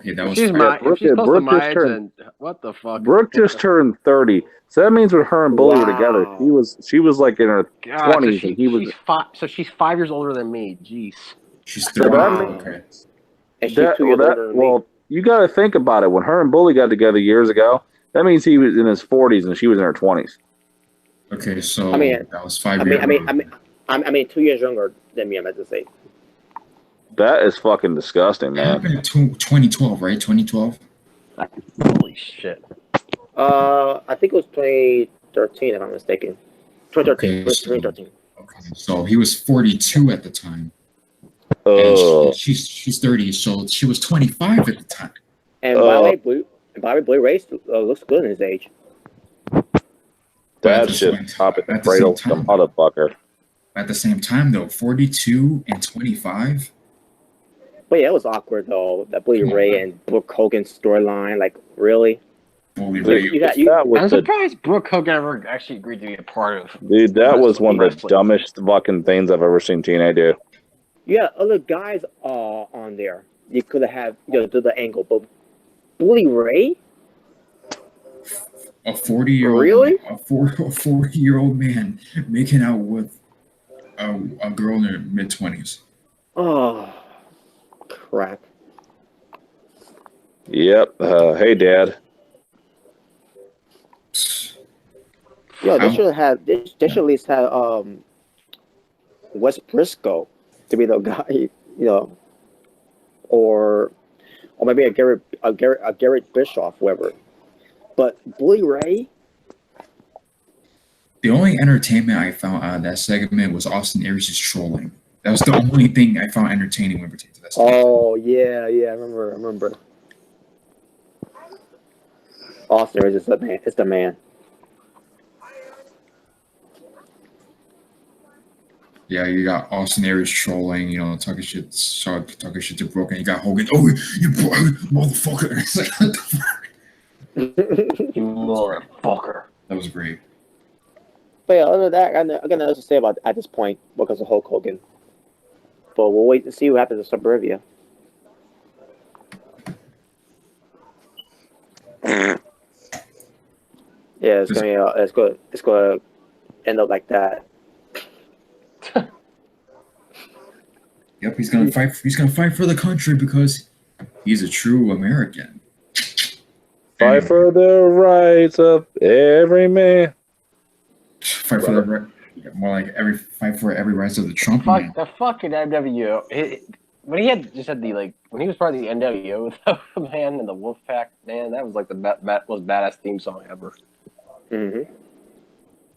Yeah, he's a real American. He's a real American. Jimmy, even his hair extension. He's real American, right? I mean, and WCW, he's American. I'm gonna put a leg drop on Ric Flair, brother. American made. Yeah. American man. Oh man, I thought that theme song was good though. American made for Hogan. It fit. I actually enjoyed that one better than Real American. yeah. And then of course, you know, with him being NWO, Voodoo Child by Jimi Hendrix. That's a good one too. Yep. Legend.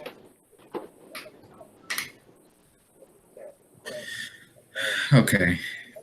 Let's see. WWE Impact, Cruiserweights, Brie. The What the fuck was that? GTA. That was fucking GTA.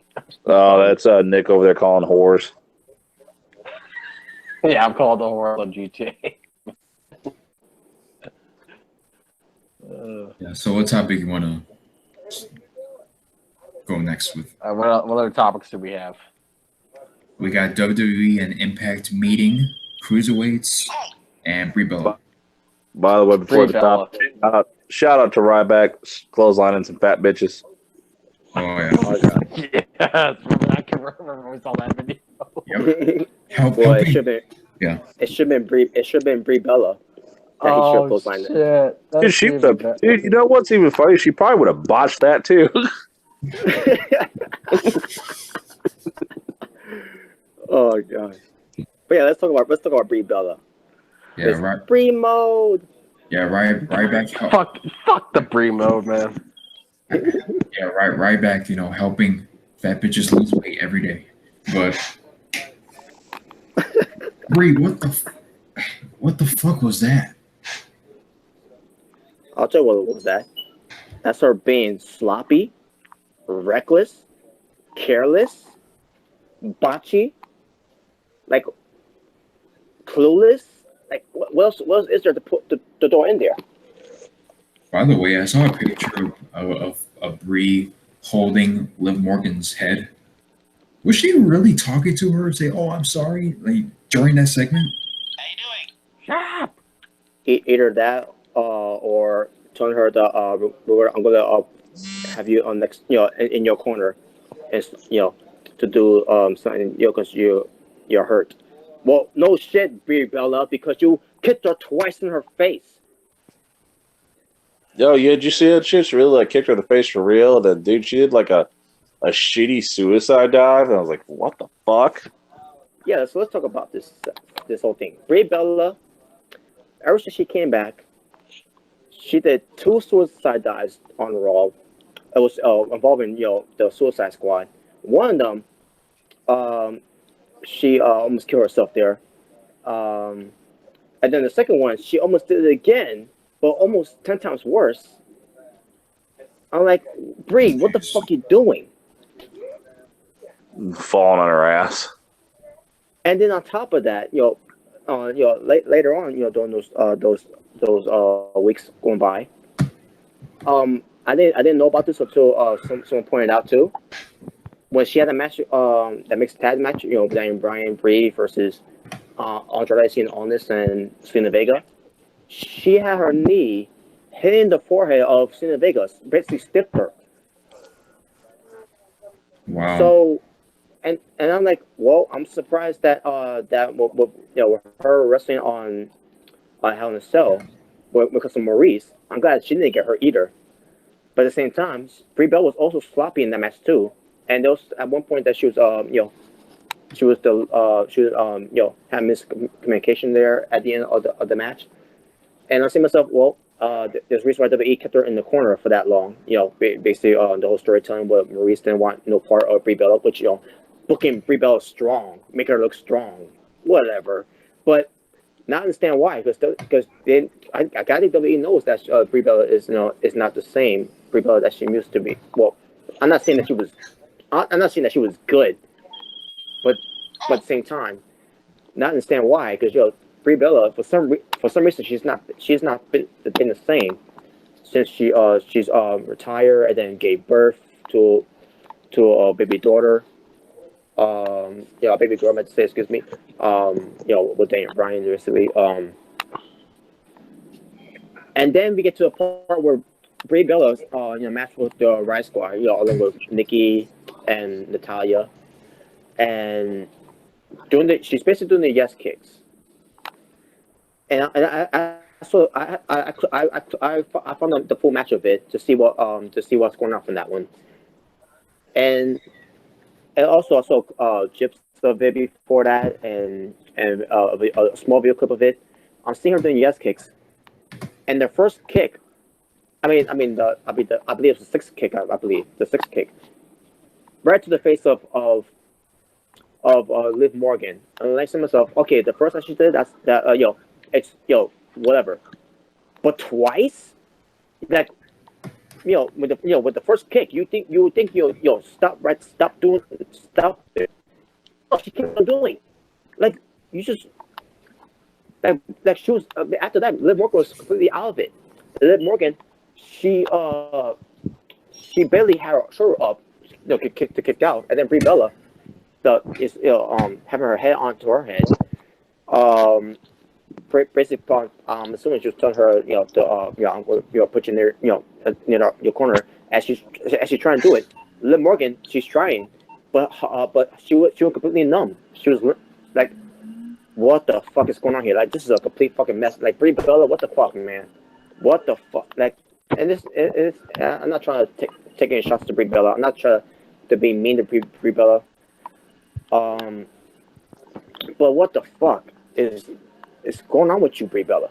And then later on in the match, she botched a spot where there was this catapult angle where Sir Logan got Brie Bella for Ruby Riott to hit her, or whatever. Brie Bella botched that part, and then she elbowed Ruby Riott in the face. Like, what the fuck? She's a dumbass. So Brie Bella got a receipt by that by Ruby Riott by Ruby kicked her as hard as she could, like wow. And this match Hopefully- itself was, yeah. Hopefully, she doesn't botch in the bedroom too. Oh god. It's like, But yeah. but then the match itself, it was completely a train wreck. And then on top of that, what does WWE do in this one? We're not gonna have Brie Bella take the fall, but we're having Natalya take the fall instead. And then after the match, you know, basically you have Michael Cole on commentary. Liv Morgan is in the back, and you know, because after what happened, you know, she's being checked on her. That's what we're talking about. She's right there. The WWE doctor is right there at the timekeeper's area. What she was there? Like, what are you talking about? She's in the back. This whole thing was a complete mess. And then you get these fans, you know, the Bella Army, whichever you want to, you know, call them, you know, stupid the Bella Army. The Bella Army? What the fuck? Yeah, you got them defend. You know, there are people there. You got these Bella Armies defending this stupid shit. The Bella Army. I believe that's what they call. What? Oh, you know, gay. Yeah, that it's ridiculous. But you got the defend this shit. You got them defending this stupid shit from for Brie Bella's you know of kicking Liv Morgan twice. Now if it was the first kick that she did, damn it.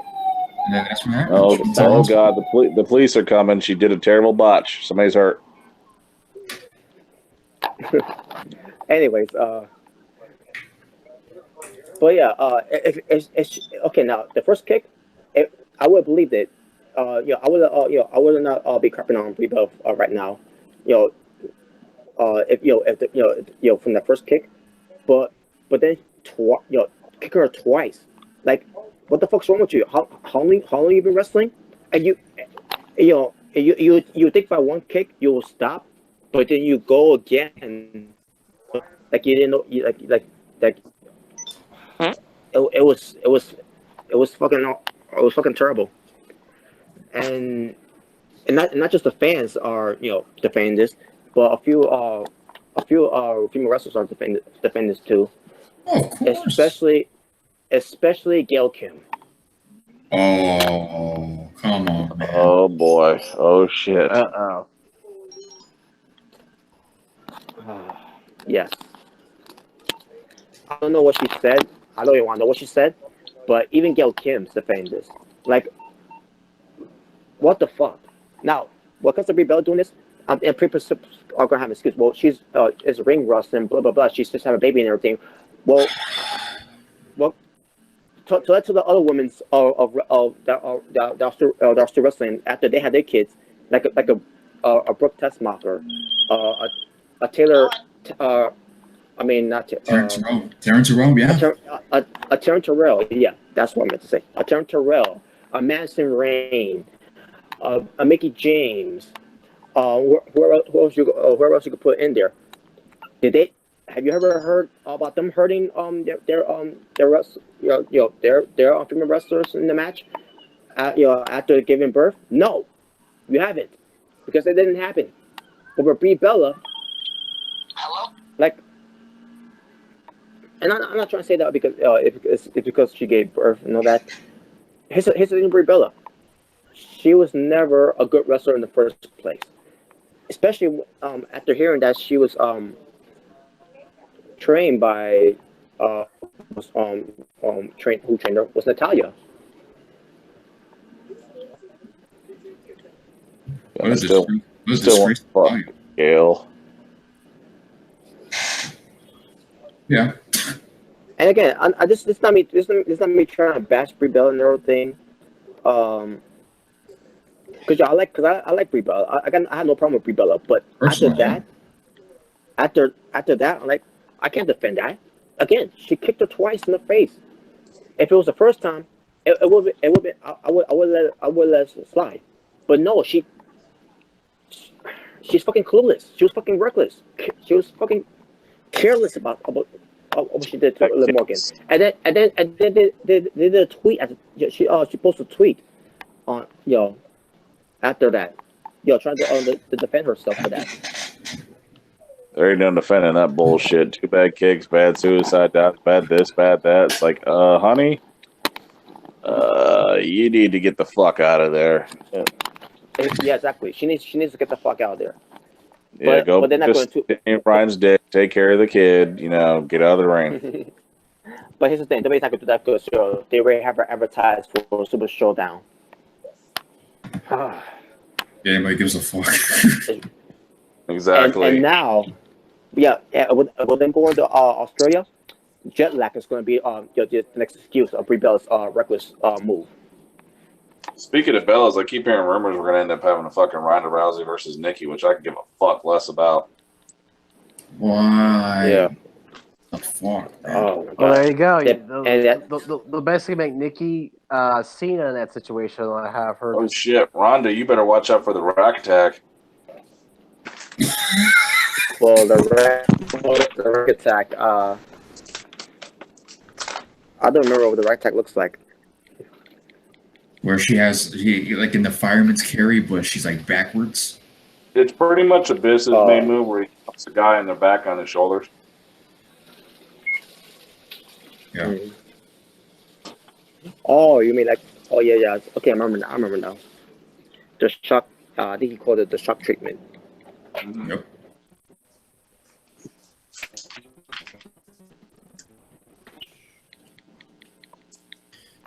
Okay. You have any last thoughts on that before I go? Yeah, Brie Bella. Just retire. Go back to retirement. What happened there was obviously uncalled for there.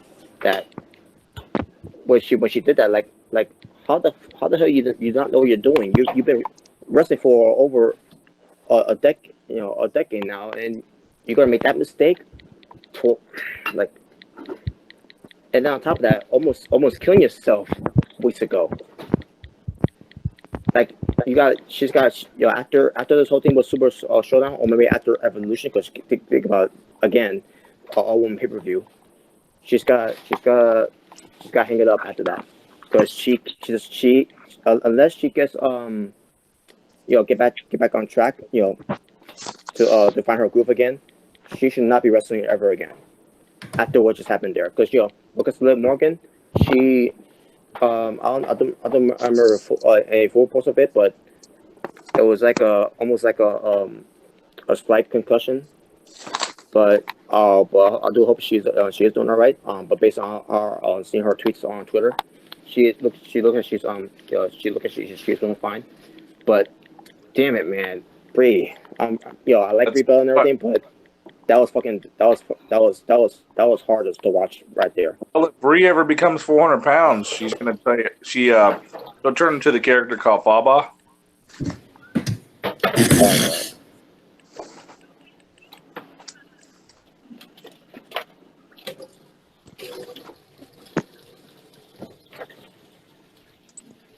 Oh fuck yeah, grumpy old Mentuzon. Fuck yeah. Oh, they should have made one for the ladies called Grumpy Old Bitch. I wish they would have made one for the ladies called Grumpy Old Bitch.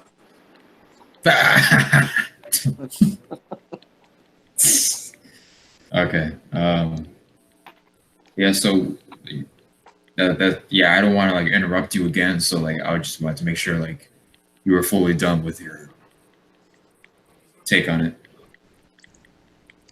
And also, shout out to Flame Blaze. Because we're talking about another wrestling topic here. And, it involves Brie Bella kicking Liv Morgan twice in the face. Which I want to do, motherfucker. Anyway. Wink, wink. Now, how are you married to one of the greatest wrestlers in your company right now, and you can't even wrestle right when you're being trained by him? How does that work? Also, easy. Brie Bella's not Daniel Bryan. True. Like so you're married to Daniel Bryan, who's one of the greatest wrestlers in the company, and you can't even wrestle right with him on your side. Is he even training her? Like, what? Well, speaking of that, now it kind of makes sense why WWE told Brie Bella to take down that video that she did on Instagram because of Daniel Bryan and Brie Bella training. I'm assuming Brie Bella made her herself or maybe her and Daniel Bryan during their training, and they knew at the time that she was reckless, from the get go. That's just a theory of mine. And that was during the time when Daniel Bryan was still retired. Fuck you, WWE. But yeah, that's the first thing.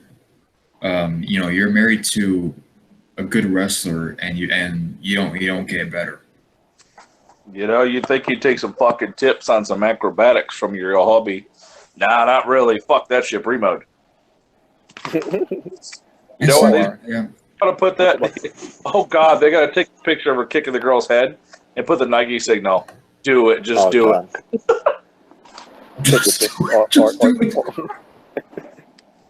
Oh my God! Shout out to Colin Kaepernick, but shout out to Nike.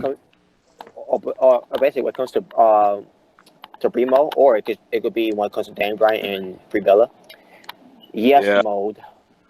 Yeah, shout out to Faba's diet. God. Damn it. And also, a special shout out to a Hall of Famer down the road. Oh fuck, never mind.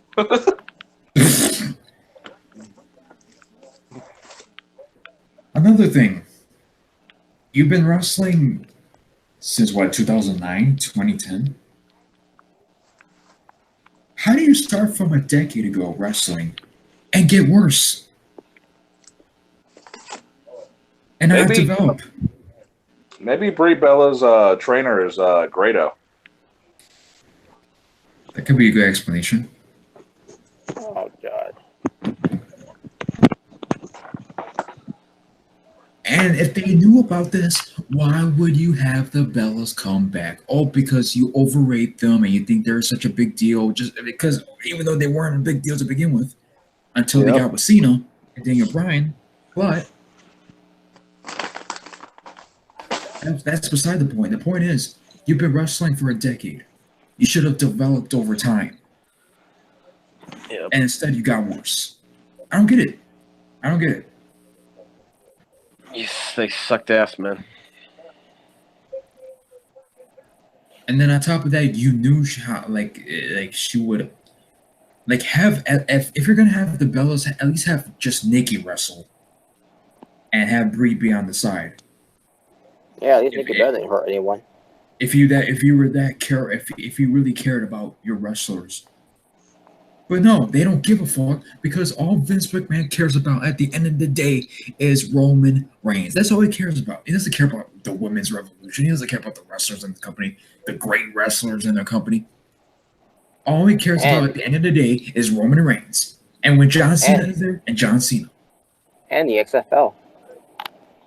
Yeah, you're spending millions of dollars on something that's going to fail, but you don't pay, for your own wrestlers' health. Fuck off. Yeah, the XFL, yeah. I can't wait to see that fail miserably again. Yeah, guys, guess what, guys? We're gonna have the XFL come back. Yeah, it's been the greatest thing ever. Care about what more? It failed the first time. Yeah, you care more about your little XFL than the people in your own company. Your own wrestlers in your own company. Exactly. Fuck them. You know what? Brie mode. Just do it. Matthew, don't do it. Wink, wink. Fuck me. Oh, God. I'm going to break that fourth wall damn night. I don't give a fuck. Pull your dick, cock out, rocks out. Yeah. I need a beer. I just feel like life is failing for me. Oh, you God. look like you need a beer. Oh, suicide hotline until I'm drunk. Oh, God. And then delete my YouTube channel and get drunk again and then beg my grandma for talking about shout out to Charlie Wolf, bitch. You drunk, fat, fuck, piece of shit. Take a long walk up a short pier, you fuck.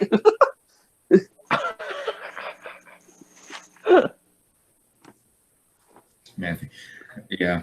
Just to be nice, I want to give a shout. I'll give a shout out to Dave Matthews Band. But Shout out to Dave Matthews Band. Oh God, has anybody ever liked any of the song from Dave Matthews Band? there were some songs. I'll be honest. There are some songs. They're not my favorite band of all time. I mean, I have a few actually for me. He really degraded himself when he was in that fucking movie Don't Mess with the Zohan. Yeah, Dave Matthews trying to play a redneck, that was terrible. To be honest with you, I never heard Dave Matthews. Dave Madison. I meant to say Dave Matthews. Yeah, we couldn't I mean, tell. I heard about Dave Matthews, but I never actually listened to their music. Yeah, the Dave Matthews Band. They have good songs. If you were like traveling on a cloudy day, I'll recommend them. But they're not my like favorite music band of all time. And I'll just leave it at that. Oh God, Legally Blonde, Legally Bleach right now. Legally Bleach. So I wanted to Legally Bleach. Yeah. I wanted to bring up a tweet pertaining to this topic because you mentioned Gail Kim earlier. Paige is another one. Yes, she is.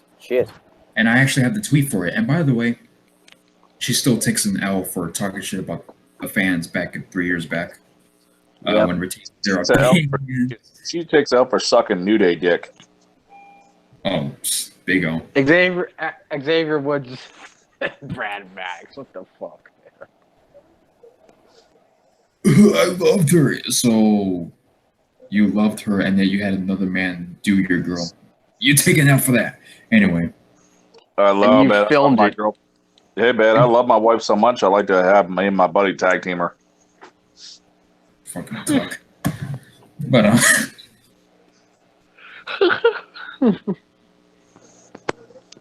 so somebody No DQ made up a post of how the divas are damaging the evolution, which I don't think it's fully their fault. I think partially has to do with WWE as well. Yeah. But here's what Paige had to say about the article. And the Bella twins are the profile picture of the article. Profile picture. The main picture. You do realize both these ladies were the OG ladies to help kickstart the hashtag Give Divas a Chance. Wrong. It was not the Bellas. And also, they were the main headline when it pertained to the Divas division until Charlotte and Sasha Banks came into the scene. Who were people more behind? And Becky Lynch. Who were the crowd more behind when they came in? Those chicks, those women's wrestlers. And before she left the company, AJ Lee was one of these people as well. The fuck is AJ Lee? She's Phil's wife. Oh, Phil. Okay, I remember Phil. Yeah. I know who Phil is, but I don't know who CM Punk is. Yeah, it makes perfect sense. But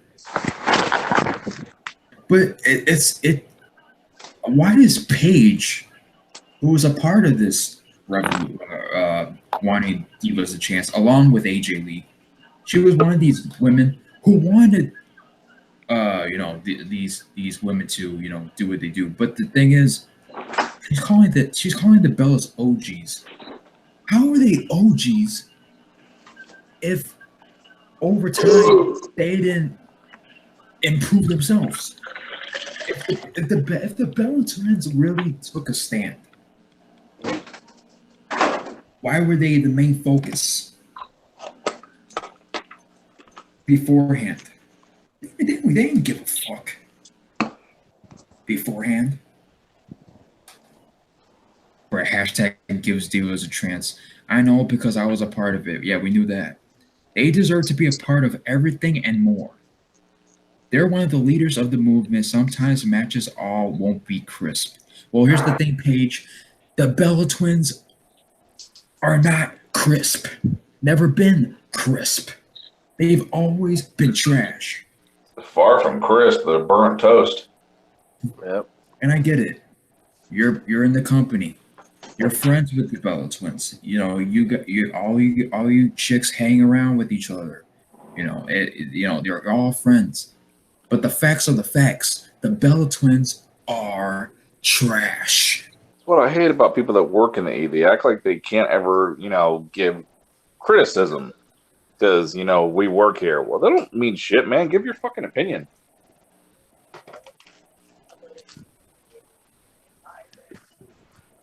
Yeah, then she went on a little tyrant of, it was a crappy article. Yeah, another, an opinion, but it's crap. Because, you're in the company and the people who write all the stuff, who do vlogs, is that, they've never been a part of the business, so they shouldn't have an opinion. Just bullshit.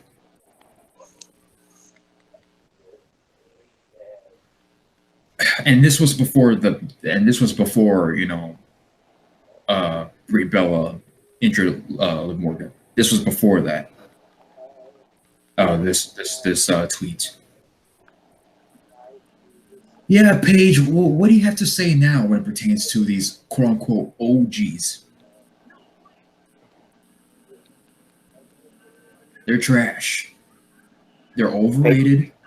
The only reason why they've gotten to the spot that they're in now is not because they cared about wrestling. They care about the women's revolution. They care about themselves.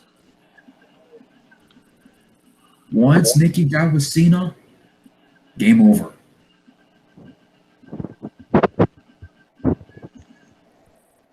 And just to be more petty, Total Bellas, the lowest viewed reality show of all time. How? I love the Bellas. And if nobody believes me, look it up. The lowest of all time. Yep. And see, and it's almost like the whole kayfabe thing. You're supposed to make certain divas look fucking badass. They don't look too badass when the moment you're starting on Total Divas, your badass is gone. Because now you got Nia Jax on fucking, Total Divas. Okay. She's not only a fat chick now she is not that badass supposed to be monster chick anymore because she's on fucking Total Divas. Yeah, she's best friends with Alexa Bliss and all that bullshit. All their pals, their buddies. Even though they're heels, but at the same time, they broke up, they faced each other, and they're still friends behind the scenes. So it's like you're breaking kayfabe again. That's why AJ Lee didn't want to be a part of Total Divas, because she didn't want to expose all that stuff, and she didn't want to be another diva, which props to AJ Lee for cutting that promo, because it was the truth. And on top of that, she doesn't care about being on a reality TV show, period, because all she cared about is the wrestling. Same thing with Gail Kim.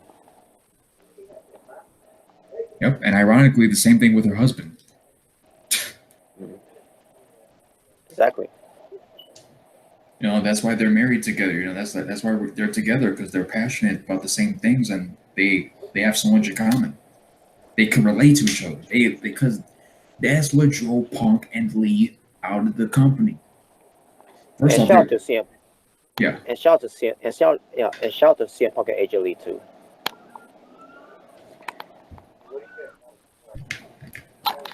I gotta see them at a Cubs game at some point, man.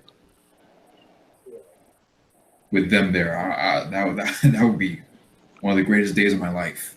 Total fucking Bellas. Total botches. Lowest viewed show of all time. Oh, You could look this up. Lowest Yeah. viewed show of all time. yeah, that's true. It's ridiculous. Oh, but the total, this company, hypes them up because of the only fact that they got with John Cena, that Nikki got with John Cena. That's the only reason why they got so much publicity. Aside from that, nobody cares to see Nikki Bella.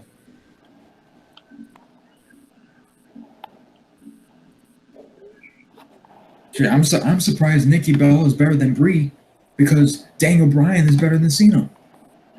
It should be the other way around. Brie should be better than Nikki. Brie should be better than Nikki. Exactly.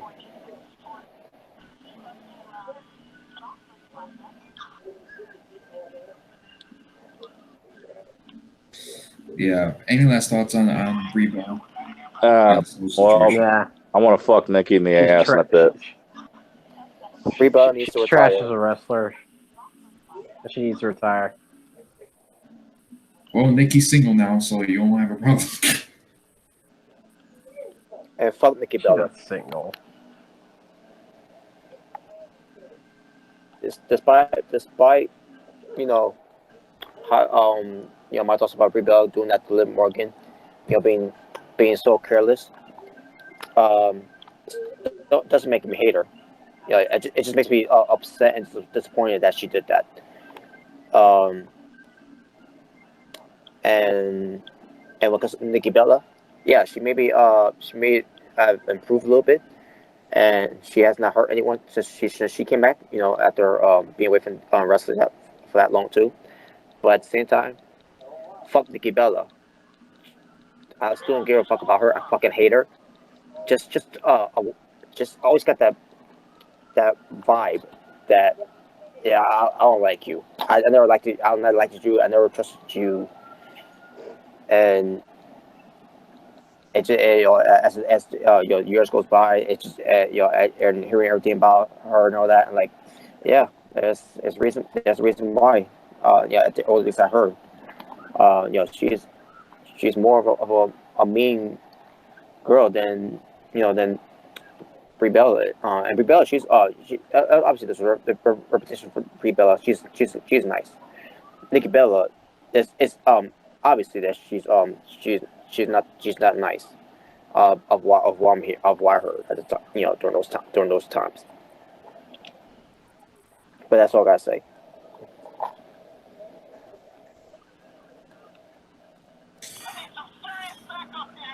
Yeah.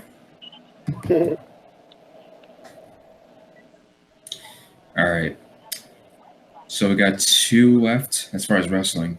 The Cruiserweights and WWE Impact meeting. All right, let's go to Cruiserweights just to get that out of the way. So, when it comes to WWE's Cruiserweights for 205 Live, not everyone just give a 205 Live a chance because because one, it's on a network, and two, where it comes to 205 Live, it airs after SmackDown. But as of right now, it's not the case at this point because WWE, after SmackDown's over, they're doing this stupid season 2 of the WWE Mixed Match Challenge. Like, who gives a fuck about that? Man, it's so stupid. And here's the thing too. Now, the first one, when they did the first one, it was Stephanie McMahon's philanthropy bullshit. Charity. Basically that's what it was. So that I can understand why they did that. The second season, they're just doing it for fun. Like, wait a minute. What is the fucking point of this?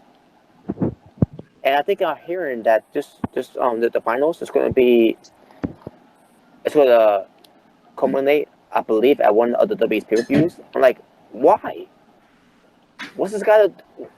There's no trophy. There's no charity for to like. What the fuck is the point of that? So fuck you for that, WWE. Yeah, I mean, and basically what comes to 205 Live being on the Wednesdays nights because of the stupid mixed match challenge. That's this is your reason of doing this mixed match challenge for nothing. Just to have 205 Live be on Wednesday.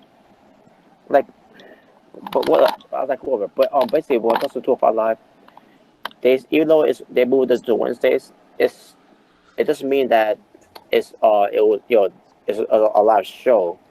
WWE, basically remember if you remember with SmackDown, they be doing the shows on Tuesdays and then they were showing on the Thursday on TV. Basically, that's what they're doing with 205 Live right now. And mixed match challenges. That's another thing that's hurting kayfabe right there. Kind of, exactly. It's really fucking cringeworthy, to be honest. I mean, how fucking cringeworthy is it for Braun Strowman to be a monster, and then all of a sudden he's tag teamed with Alexa Bliss. He's like, "This is the little queen right here. Shut up, you big bitch." And then having fucking Asuka tag team with Miz, and then acting like the Miz. Like, what the fuck? Oh, wow! I didn't know that. I knew about Braun and Alexa, but I didn't know it's like, I'll be an Asuka where Otto. Yeah. Everything about WWE is just entertainment. It's just that there's no wrestling about this company. And go on the network, they're trying too much to be like reality TV show shit. Which a lot of wrestlers have criticized over the years. That what hurts the wrestling business. It fucking hurts it. Ride along, cartoons, True Life, Totobellas, this, that. Oh, what's next? TV show about what John Cena wears? Cena's wardrobe on CNN. That might be an actual show, like just. Oh my god, I just don't understand. That's a big part of what killed wrestling. You remember back in the day when wrestlers would have gimmicks and you would never see their personal life to actually see them break kayfabe because you'd think, oh, Undertaker's an actual dead man, Kane's an actual demon. Oh, this guy's actually this. But now you see all their real life shit, and it's like, oh, he's supposed to be a badass, but there's pictures of him right here and of him in a girl costume. That's great. Did they really do their own version of Ride Along? Really? Oh yeah, Braun Strowman's supposed to be a monster. Yeah, not really when you see him tag team with Alexa Bliss, and he's, in reality, you see him on YouTube. And he's all smiling and shit, hugging people. I'm thinking, okay, whatever happened to wrestlers not breaking kayfabe? At least you don't see Taker going around fucking dressed up like a chick or fucking putting his elf costume on. Oh, God. Yeah, only working out Instagram videos with Michelle McCool. That's the only Undertaker you'll see. That's like the greatest thing ever, isn't it? Yeah, Braun Strowman's a monster, but he becomes a pussycat around Alexa Bliss.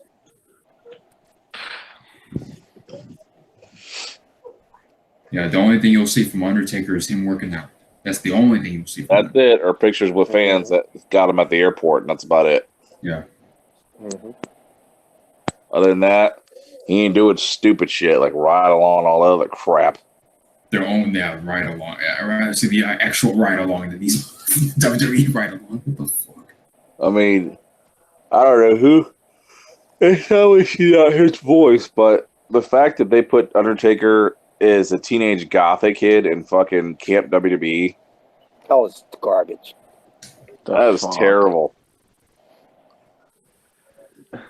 The fans are like, guys, I ran to Mark Calloway at the airport. Look. Yeah, pretty much. They've ruined everything when it comes to WWE. Everything is so fucking. It just bleeds PG. It's so kid. It's been watered It's just, down to where this is Yeah. even This is like pushing like a G rated limit dude, at this this point. is more This isn't even watered PG down than a anymore. This is more watered down than a Diet Pepsi. Yeah. I mean, shit. It's just bad. Just when you watch it, like, just watch it for 5 minutes of Bailey coming out in her cringeworthy entrance. Hugs and hugs. Yeah, fucking hugs. And here's all these grown men in the fucking crowd. Yeah, all these fucking grown men in the crowd, doing the little, fag dance. And they're fucking talking about some, oh, we want hugs too. Yeah, guess what? We're all neutered.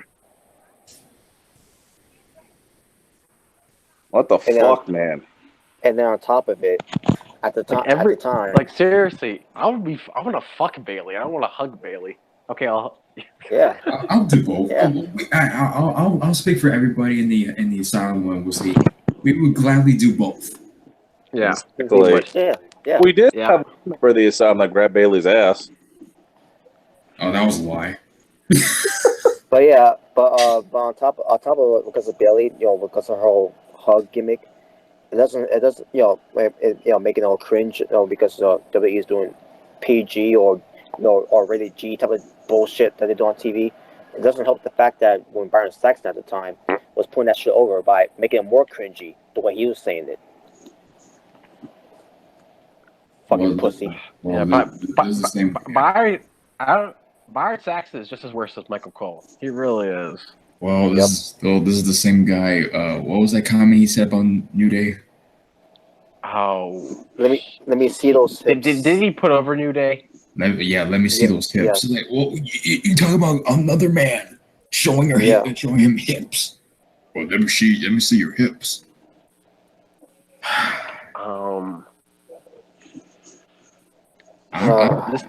This dude just said he's gay. Like, seriously. Let's see I those knew hips. it. I called it before. Like, this guy's got to be gay. And then sure enough, he proved me right. Ever since I saw that SmackDown show, I can't remember if it was this year, but when he said, let me see those hips, I'm like, wait, what did he say? Like, did he just say that? I'm like, you fucking faggot. Yeah, fag. Yeah, and that went off on and that went off on Twitter on that night. And then Twitter, they suspended you, right? Yeah, they censored me, and I was suspended for 24 hours, I guess. Yeah. PC world, man, that we live in. Oh yeah. It's fine to be. You can't say you can't say faggot on Twitter, but porn stars can post themselves, other videos. Yeah, sure, okay, that makes a lot of sense. Yeah. You want to fuck me, don't you?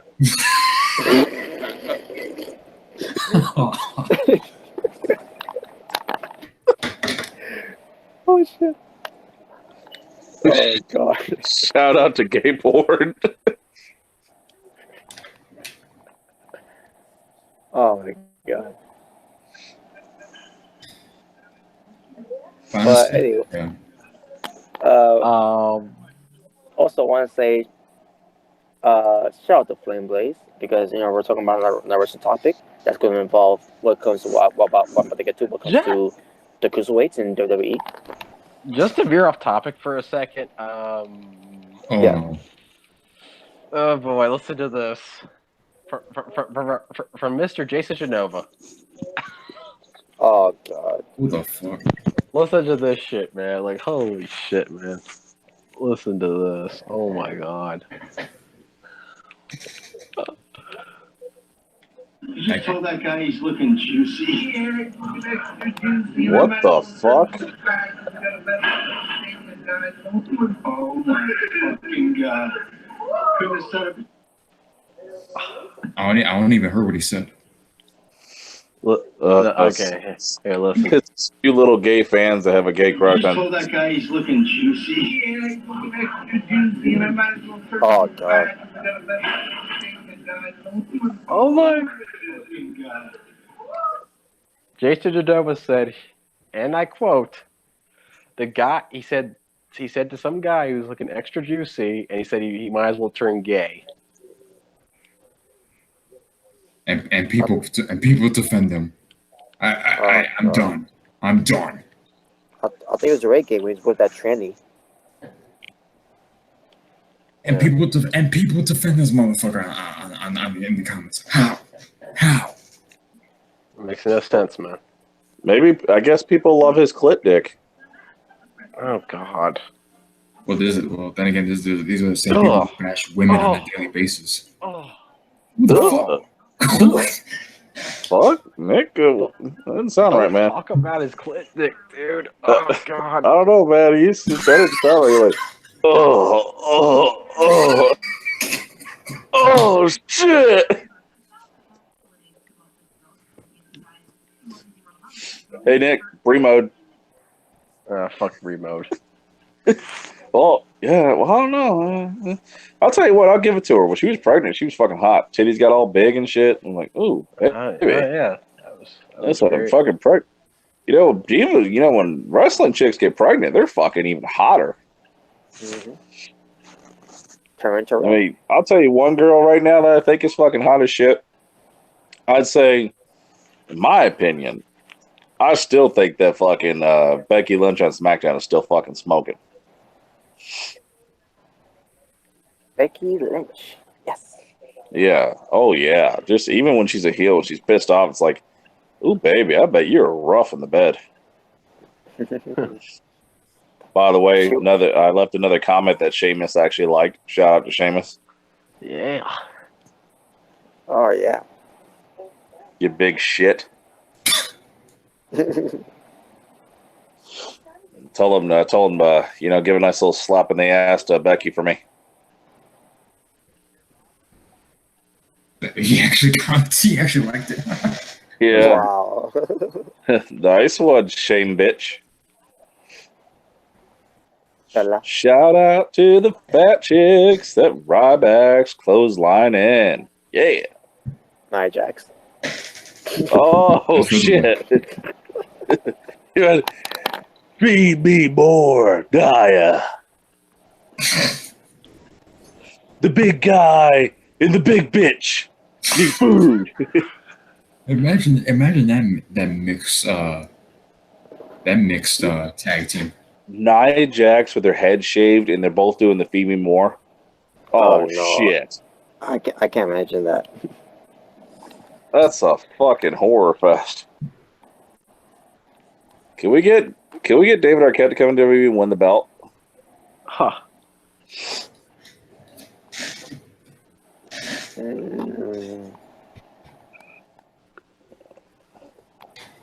Yeah, but when it pertains to 205 Live, and for that mixed tag show, honestly, WWE they have too many shows weekly. They have too many shows. They literally have a show every day of every week. Yeah, WWE has too much going on. It's just okay. We get it. You God, Vince, you're just a fucking attention whore. How are people supposed to keep up with this with every show? Every show. You know, when they get so many wrestlers in at one time, there's so fucking many. Dude, there's not going to be any time to develop all these people. Yeah, and there won't be. You know how many wrestlers are going to come into WWE and literally get not used and just be gone? Ours should be one of them. Well, the thing I want to bring up what comes to that whole thing is that, you know, when WWE was trying to push this whole 205 Live thing for people to watch, but they were at the time when they were doing it, it was not good at all because for the guys who was running it or behind the scenes of it, like Vince McMahon, who's garbage and out of touch, and then Kevin Dunn, who doesn't think that he's in a wrestling company. Oh no, but it's called sports entertainment. But what's with the wrestler ring? What's with the wrestlers? Fuck off, Kevin Dunn. But, yeah, Kevin Dunn looking like Bugs Bunny. Fuck you. We're not wrestling. I love JD's cock. Well, Dude, Jim Cornette's imitation of Kevin Dunn was completely on point. Yeah. Oh, look, a commercial for Uncle Ruckus the movie coming to DVD and Blu-ray. No fucks will be given it for 10 years. Wow. But yeah, but when WWE was doing that with the 205 Live, because the cruiserweights in WWE, you know, people didn't care about it, you know. But now that it's on the guys of Triple H, because the whole Enzo Amore debacle, you know, with the whole accusing him for something that was completely false. Triple H has been doing a good job, you know, with 205 Live. But the problem is, no one cares about it because they won't give it time to watch it. And now you're seeing guys like Drake Maverick, who's for some reason a manager for AOP, and then you got Leo Rush, who's now the manager of Bobby Lashley. The whole thing that they're doing is weird. They're doing it so weird, but they want the cruiserweights to be featured more now.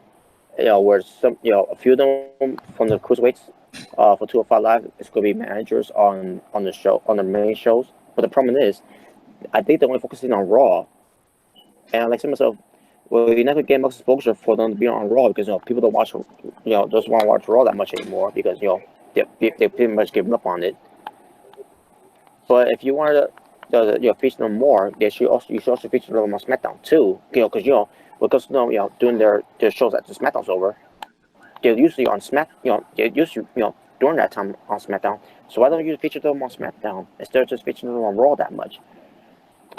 And then also Kurt Angle, I should mention this. Kurt Angle has some suggestions and ideas for 205 Live to be featured a lot more. And he has some good ideas, but at the same time, WWE, they don't give a fuck, about Kurt Angle's opinion, and they should listen to his opinion because Kurt Angle, who's been around a long as time, especially when it comes to for wrestling cruiserweights, like Rey Mysterio Jr., Eddie Guerrero, Chris Jericho, and whatever have you. So yeah, and not just Kurt Angle, but other guys I don't remember the names off of the bat that they should be doing a lot more when it comes to these cruiserweights to be more exposed to these for them. But no, they don't, because all they care about is Roman Reigns and XFL and then the Bellas or Cena and fuck off and the Shield again, fuck off.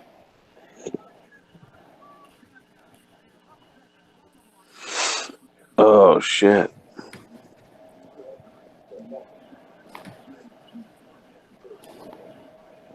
Boner. But yeah, especially when it comes to that. But yeah, but I do agree though. Too much content WWE. What the fuck? How do you expect everyone to follow that? So many contents. Too much content, too many wrestlers. Like anybody, go on the network right now, and there's so much reality shit on the network. You can't keep up with that shit. Exactly, it's ridiculous. Like, who cares about those reality shows? The only thing that I will watch when it comes to the reality show is Legends House. And then, of course, there's going to be another one. There's going to be they already got The Miz and his wife having their own show. Like, Jesus fucking Christ with this. Well, I'm sure plenty of people could be watching that shit. I wouldn't tell you. Oh, man. Nobody cares. And Kevin Dunn's behind that. Kevin Dunn is behind that thing, too. And again, shout out to Dave Matthews. Yeah. Even though I never listened to him before, but okay. But anyways, so yeah, WWE and Impact Wrestling, they had a meeting. Now, from Impact Wrestling, you had Scott D'Amore and Ev, how you say his last name? Who? The other guy from Impact Wrestling who was behind the scene, Ed. Damn, no, his name is Jordan. His last name is Jordan LeBlanc. Ed Notorious, like that. Yeah. Basically, he used to work for WWE, but still. But anyways, they were in mean with WWE's and by the way, WWE didn't mention their name, they didn't name drop their names of who was there, but Of course they didn't. but anyways, yeah. But basically, they had a meeting about how WWE wanted to have some couple of clips from Impact Wrestling when it comes to for a couple of guys from former TNA guys who is now in WWE. When it comes to for the obviously for the WWE network, and also when it comes to which I doubt they'll show any rivalries. I doubt that they'll show any rivalries. Field package when it comes to airing on TV because WWE doesn't even care about that. Even though it's kind of stupid because people could just look it up. But anyway. Yeah, exactly. And basically, obviously, it could for the networks and the DVDs they'll do it, but they won't do it on TV though because it doesn't matter. Then the why the WWE is in the meeting with Impact Wrestling to not to purchase not to buy the libraries, but just to have to buy some clips from the Impact Wrestling for that, like they did with the broken Matt Hardy thing. Dude, if it was up to Vince, he'd like to buy every wrestling out there in the world just so you would have to pay for their shit to watch anything. Mm-hmm. Yeah, look how broken Matt Hardy turned out. Complete and utter failure. Irrelevant. Yep. Didn't turn into shit. To be honest, he had one big... We had one fucking feud or some shit. That was about it.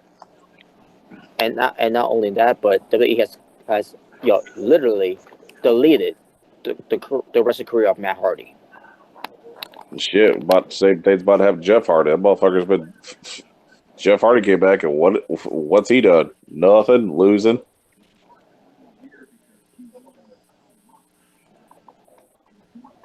Unbelievable. To this day, man, I won't understand how this company, you have Matt Hardy being the most talked about person in wrestling. You bring him to the company and become the most irrelevant wrestlers this year. What the hell? I don't understand that shit one bit. I don't either, man. Fuck it. Come on back, Jeff. I'll make you lose to fucking Randy Orton 1 billion times. Okay. It's Ed Norholm. Yeah. That was his name. Ed Norholm. Yeah, so what else did they talk about? Well, basically, and also, I finally found out that it was Triple H who hooked up with them. So Triple H was the one who was trying to to negotiate with them when it comes to that to have some clips of what comes to Impact Wrestling's when it comes to the stars that they used to have in over there that are now in WWE. Basically, of what I heard, they Impact Wrestling they turned them down when it comes to that.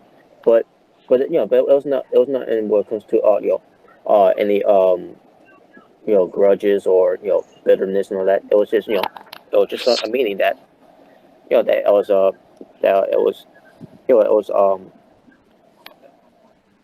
was basically fair and all that. And Pretty much a friendly disagreement. yeah, basically like a disagreement that that ended in a good way. Not in a bad way, because if it was, then they'll not be doing any business in the future. But basically because of this, I'm surprised that Don Collins, who's not part of that because he's also working backstage for Impact Wrestling. But whatever. I guess I can't understand why, because Don Collins used to work for WWE at the time, you know. But anyways, so yeah, they had a meeting. It went well, but at the same time, they couldn't come to terms of any agreements. When it comes to Impact Wrestling, giving them any other clips of videos, basically, what comes to doing something, what comes to like a Samoa Joe, AJ Styles, whoever have you is over there. Whenever they want to do a DVD for them. So yeah, but that's basically what it's all about. And as soon as this came out, you got some people saying, "Oh, WWE is interested to purchase the library, and also, Impact Wrestling is for sale." Like, no, dummies, that's not what I mean. Like, these people are all like, "Oh, Impact Wrestling." Why? Impact Wrestling they had no issue with money. They're doing well because of money now. So I don't know where people gain that. Impact Wrestling, it's on sale again, whatever. It is not on sale. The library is not on sale. Nothing is Impact Wrestling is on sale. So get over yourselves. How is the companies having a meeting turn into that? Fucking stupid. Yeah. When they heard about this, they're already speculating on the first thing on their minds. Oh, Impact Wrestling is on sale. Oh, their libraries. The base want their libraries. Like, know your facts before you start talking about that. Even though they're still putting on shows. Like, think. Oh, I can't stand these people. When I first heard about this, that's not. I was like, I was thinking to myself, what's it about? I never thought to myself that, it's about the libraries. Oh, it's about Impact is on sale. Like, I was like thinking to myself, what could it be? And sure enough, it was about that they wanted footages from them when it comes to to the former stars that used to work for them, that are now in WWE. That's all it was. And obviously it came to a disagreement, which was in a positive way. It was not in again, there was no bitterness, no grudges, none of that, no pittiness. It was just that they couldn't come to some agreements, that they didn't come to terms, and they're going to work together in the future, later on, whenever the opportunity is seizes. So then, in a way, and obviously it's because of Triple H. The same Triple H that who who's helped out guys like Bruno Sammartino come back to WWE, Ultimate Warrior, and just name a few guys too. Yeah, Triple H understands the business, in the right way. Unlike a certain, Yeah, Triple H, I'll give him that. He's a good businessman, Triple H is. Yep. He's making amends. He wants to make things right. Unlike Mr. McMahon. Yes, I'm mentioning his name now. Mr. McMahon. The genetic jackhammer. Oh yeah, jackhammer this ass. And he will let someone do that too. Damn right, you bastard. Eat a dick. Yeah. Oh, yeah, homoerotic porn, yeah. Well, right in the ass, right in the pooper. And there you go. But yeah, that's good. What I gotta say. How do you make this story of WWE wanting clips from Impact for certain wrestlers that are in WWE now? How do you make that story, spin it, and Impact is on sale? You gotta be one of the stupidest motherfuckers I've ever. You how? Yeah, well, that's about that's about it. Yeah, Impact is on sale, and yet they're still putting shows on TV. It's like, what the fuck?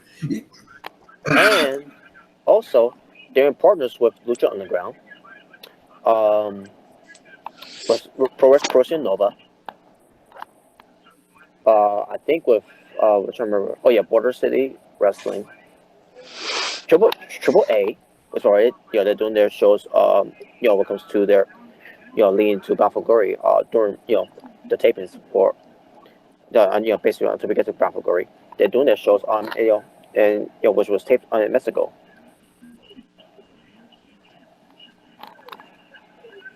Like, are you people wrestling fans? Are you really wrestling? Oh, Impact is on sale because they want clips. Because they want clips. I've never seen a dumber fan base in my life. These are the same people that want to see this company fail. They want to see this company go out of business. I don't get it. I don't get it. So you want Impact to go out of business? So WWE is the only company that's in business, and yet you're miserable watching the company. How does that make any sense? It doesn't. I know it is crazy.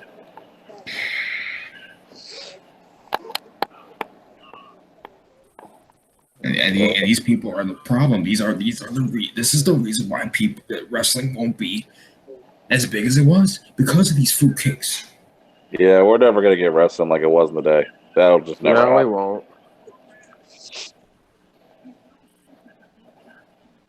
I blame the WWE, but I also blame these fans. I blame them. Yep, bunch of fucking idiots. The fans are the bigger problems than the WWE is. It could be as crappy as it could be, and you'll still have people giving them attention, giving them tickets. People will bitch all the damn time. They'll sit there and say, I fucking hate WB. The WWE pissing me off. But you're going to keep buying the merchandise. You're going to keep buying stuff. You're going to keep giving them attention no matter what. I don't get that mindset whatsoever. Never have, never will. And apparently they did this meeting during, at WWE headquarters in Connecticut. See, there you go. There you go. Triple H, man, he's the game. People say we want about Triple H and everything, but as when it comes to the wrestler, we all can agree he's overrated. He's buried a lot of people, and he's got an ego. But the wrestling side, Triple H as a businessman, he's getting it done. Unlike a certain someone. Again. Again.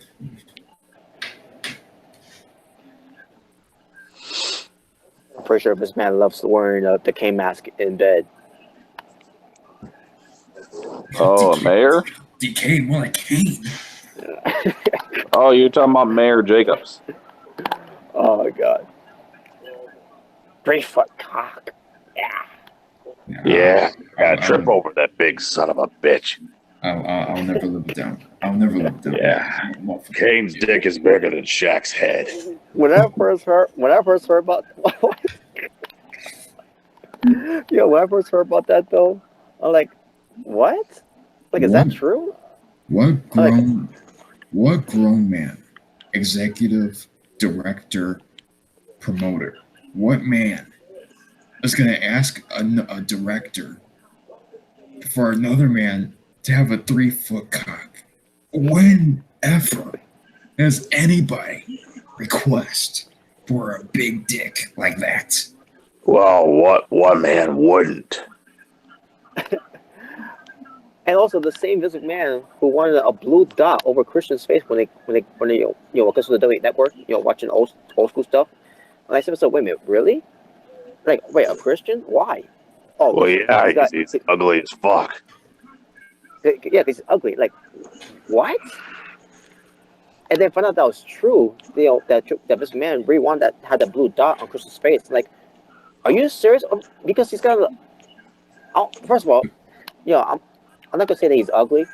I think he's decent looking because the facial look. Like, but for a boss man like you to say when your employees are ugly, you gotta be one of the most pieces of scum on the earth. Which you know we all know he is though. But I'm just saying.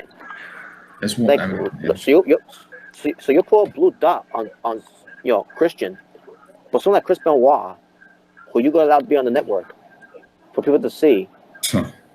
you're not gonna put a blue dot on him. But on WWE television or you know whatever, you won't mention his name. You won't show clips of him. Okay, whatever.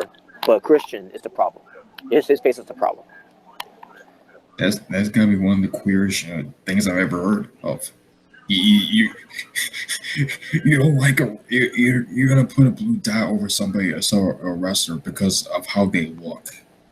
You can't be a bigger faggot than that. You can't be. You can't be. And on top of that, there are way more uglier guys that was in the past in WWE, AEF, Weber, to put a blue dot on than Christian. Get the fuck out of here. I should have covered up his whole body, that piece of shit. Unbelievable. Faggot. Yeah, like I'm not gay either, but I can see why girls would go for Christian. I can see that. They don't go for Biggie Mac. No, unless you force them to in your company, like Tori, Sable, and Stacy and Trish. Yeah, you force them, and Candice Michelle. You force them, you perverted, creepy bastard.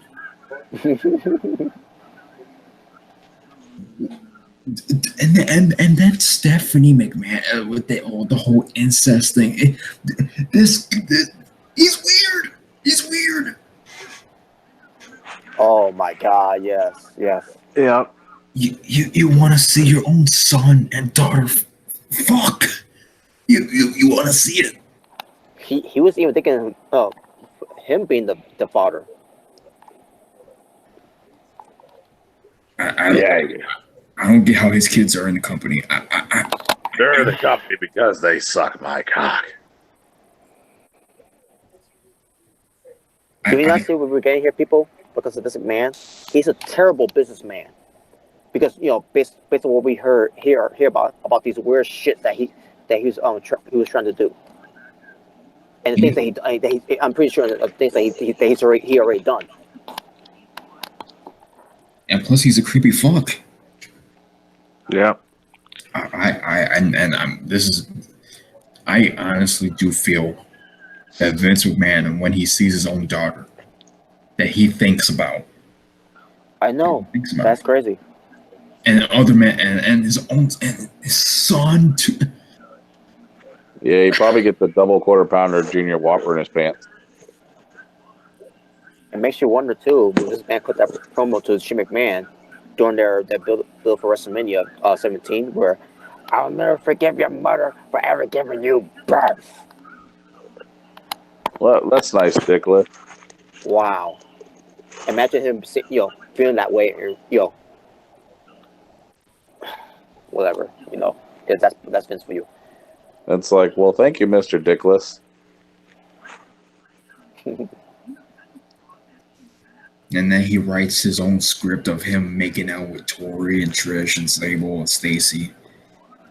Some of the most why wouldn't I? They're nice sluts. Yeah, how's that let them man still married to him after all that?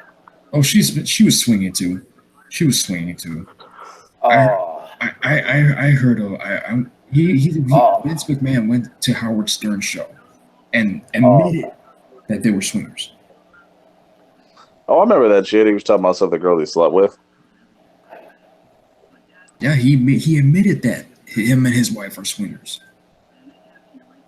Oh God. Oh, so Bischoff is hitting that hot steak. Honestly, I wouldn't put it past that if that was legit. I wouldn't put it past him if it was legit. Wow. What is wrong with this guy? And then Stephanie too, Eric and Stephanie.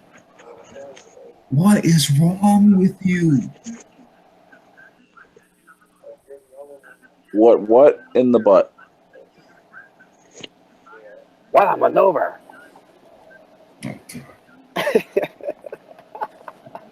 Oh yeah, get Kane's cock in here. I'm gonna play Candy Cane.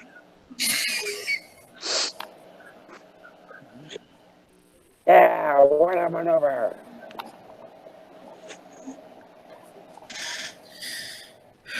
As far as this topic goes, Yeah.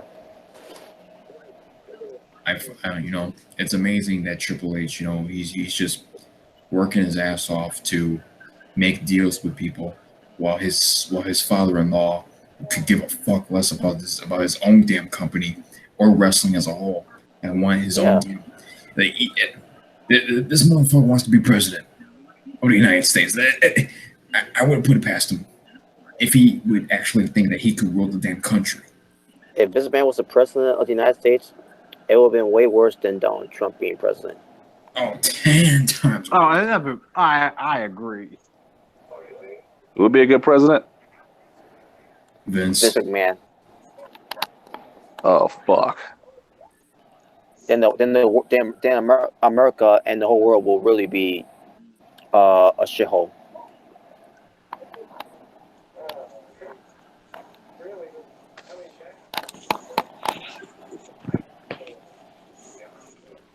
Yeah. Do you guys have any last thoughts? WWE trying to make a deal with Impact to get their clips. Nope. It's I'm like, gonna say why are you trying to do this? WWE's stupid. Let's not acknowledge Impact back in the day, but let's do it now. Let's acknowledge them now because I'll we're say this. desperate. Yeah, I'll say this. Triple H is trying to do something with that. I don't know if the rest of the E is fully behind that. I'm sure AJ and Samoa Joe are hella fine with it. Oh, I agree. I'm pretty sure Rodo too. Because he used to work for Impact Wrestling at the time. It was called TNA. Just give Joe the unlimited buffet, and he's good. I just hope they don't give him the footages of Samoa Joe with the cock on his face. Yes, we need cock-faced Joe back. Oh my god. He said there with AJ with that little blade in his mouth. By the way, did Samoa Joe do an interview about that? About What, the dick face? yeah. Did he ever talk about that, or he never did? I don't know. I gotta find that out. If he, because if he did, I wonder what's his thoughts about that. I guess to make him look more vicious. I guess I don't know. I mean, I get that part. I get that part. But when people start talking about, there's a cock on his face, and then I'm thinking to myself, I wonder what he thinks of that.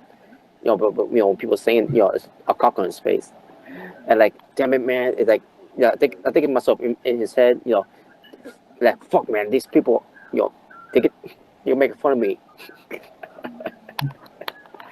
Oh man.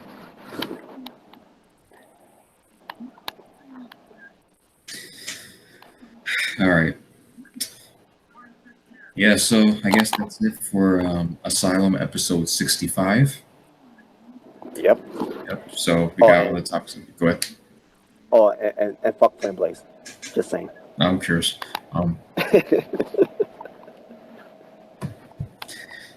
Yeah, so thank you guys for watching. And we'll have if you like it, Yep. beat it.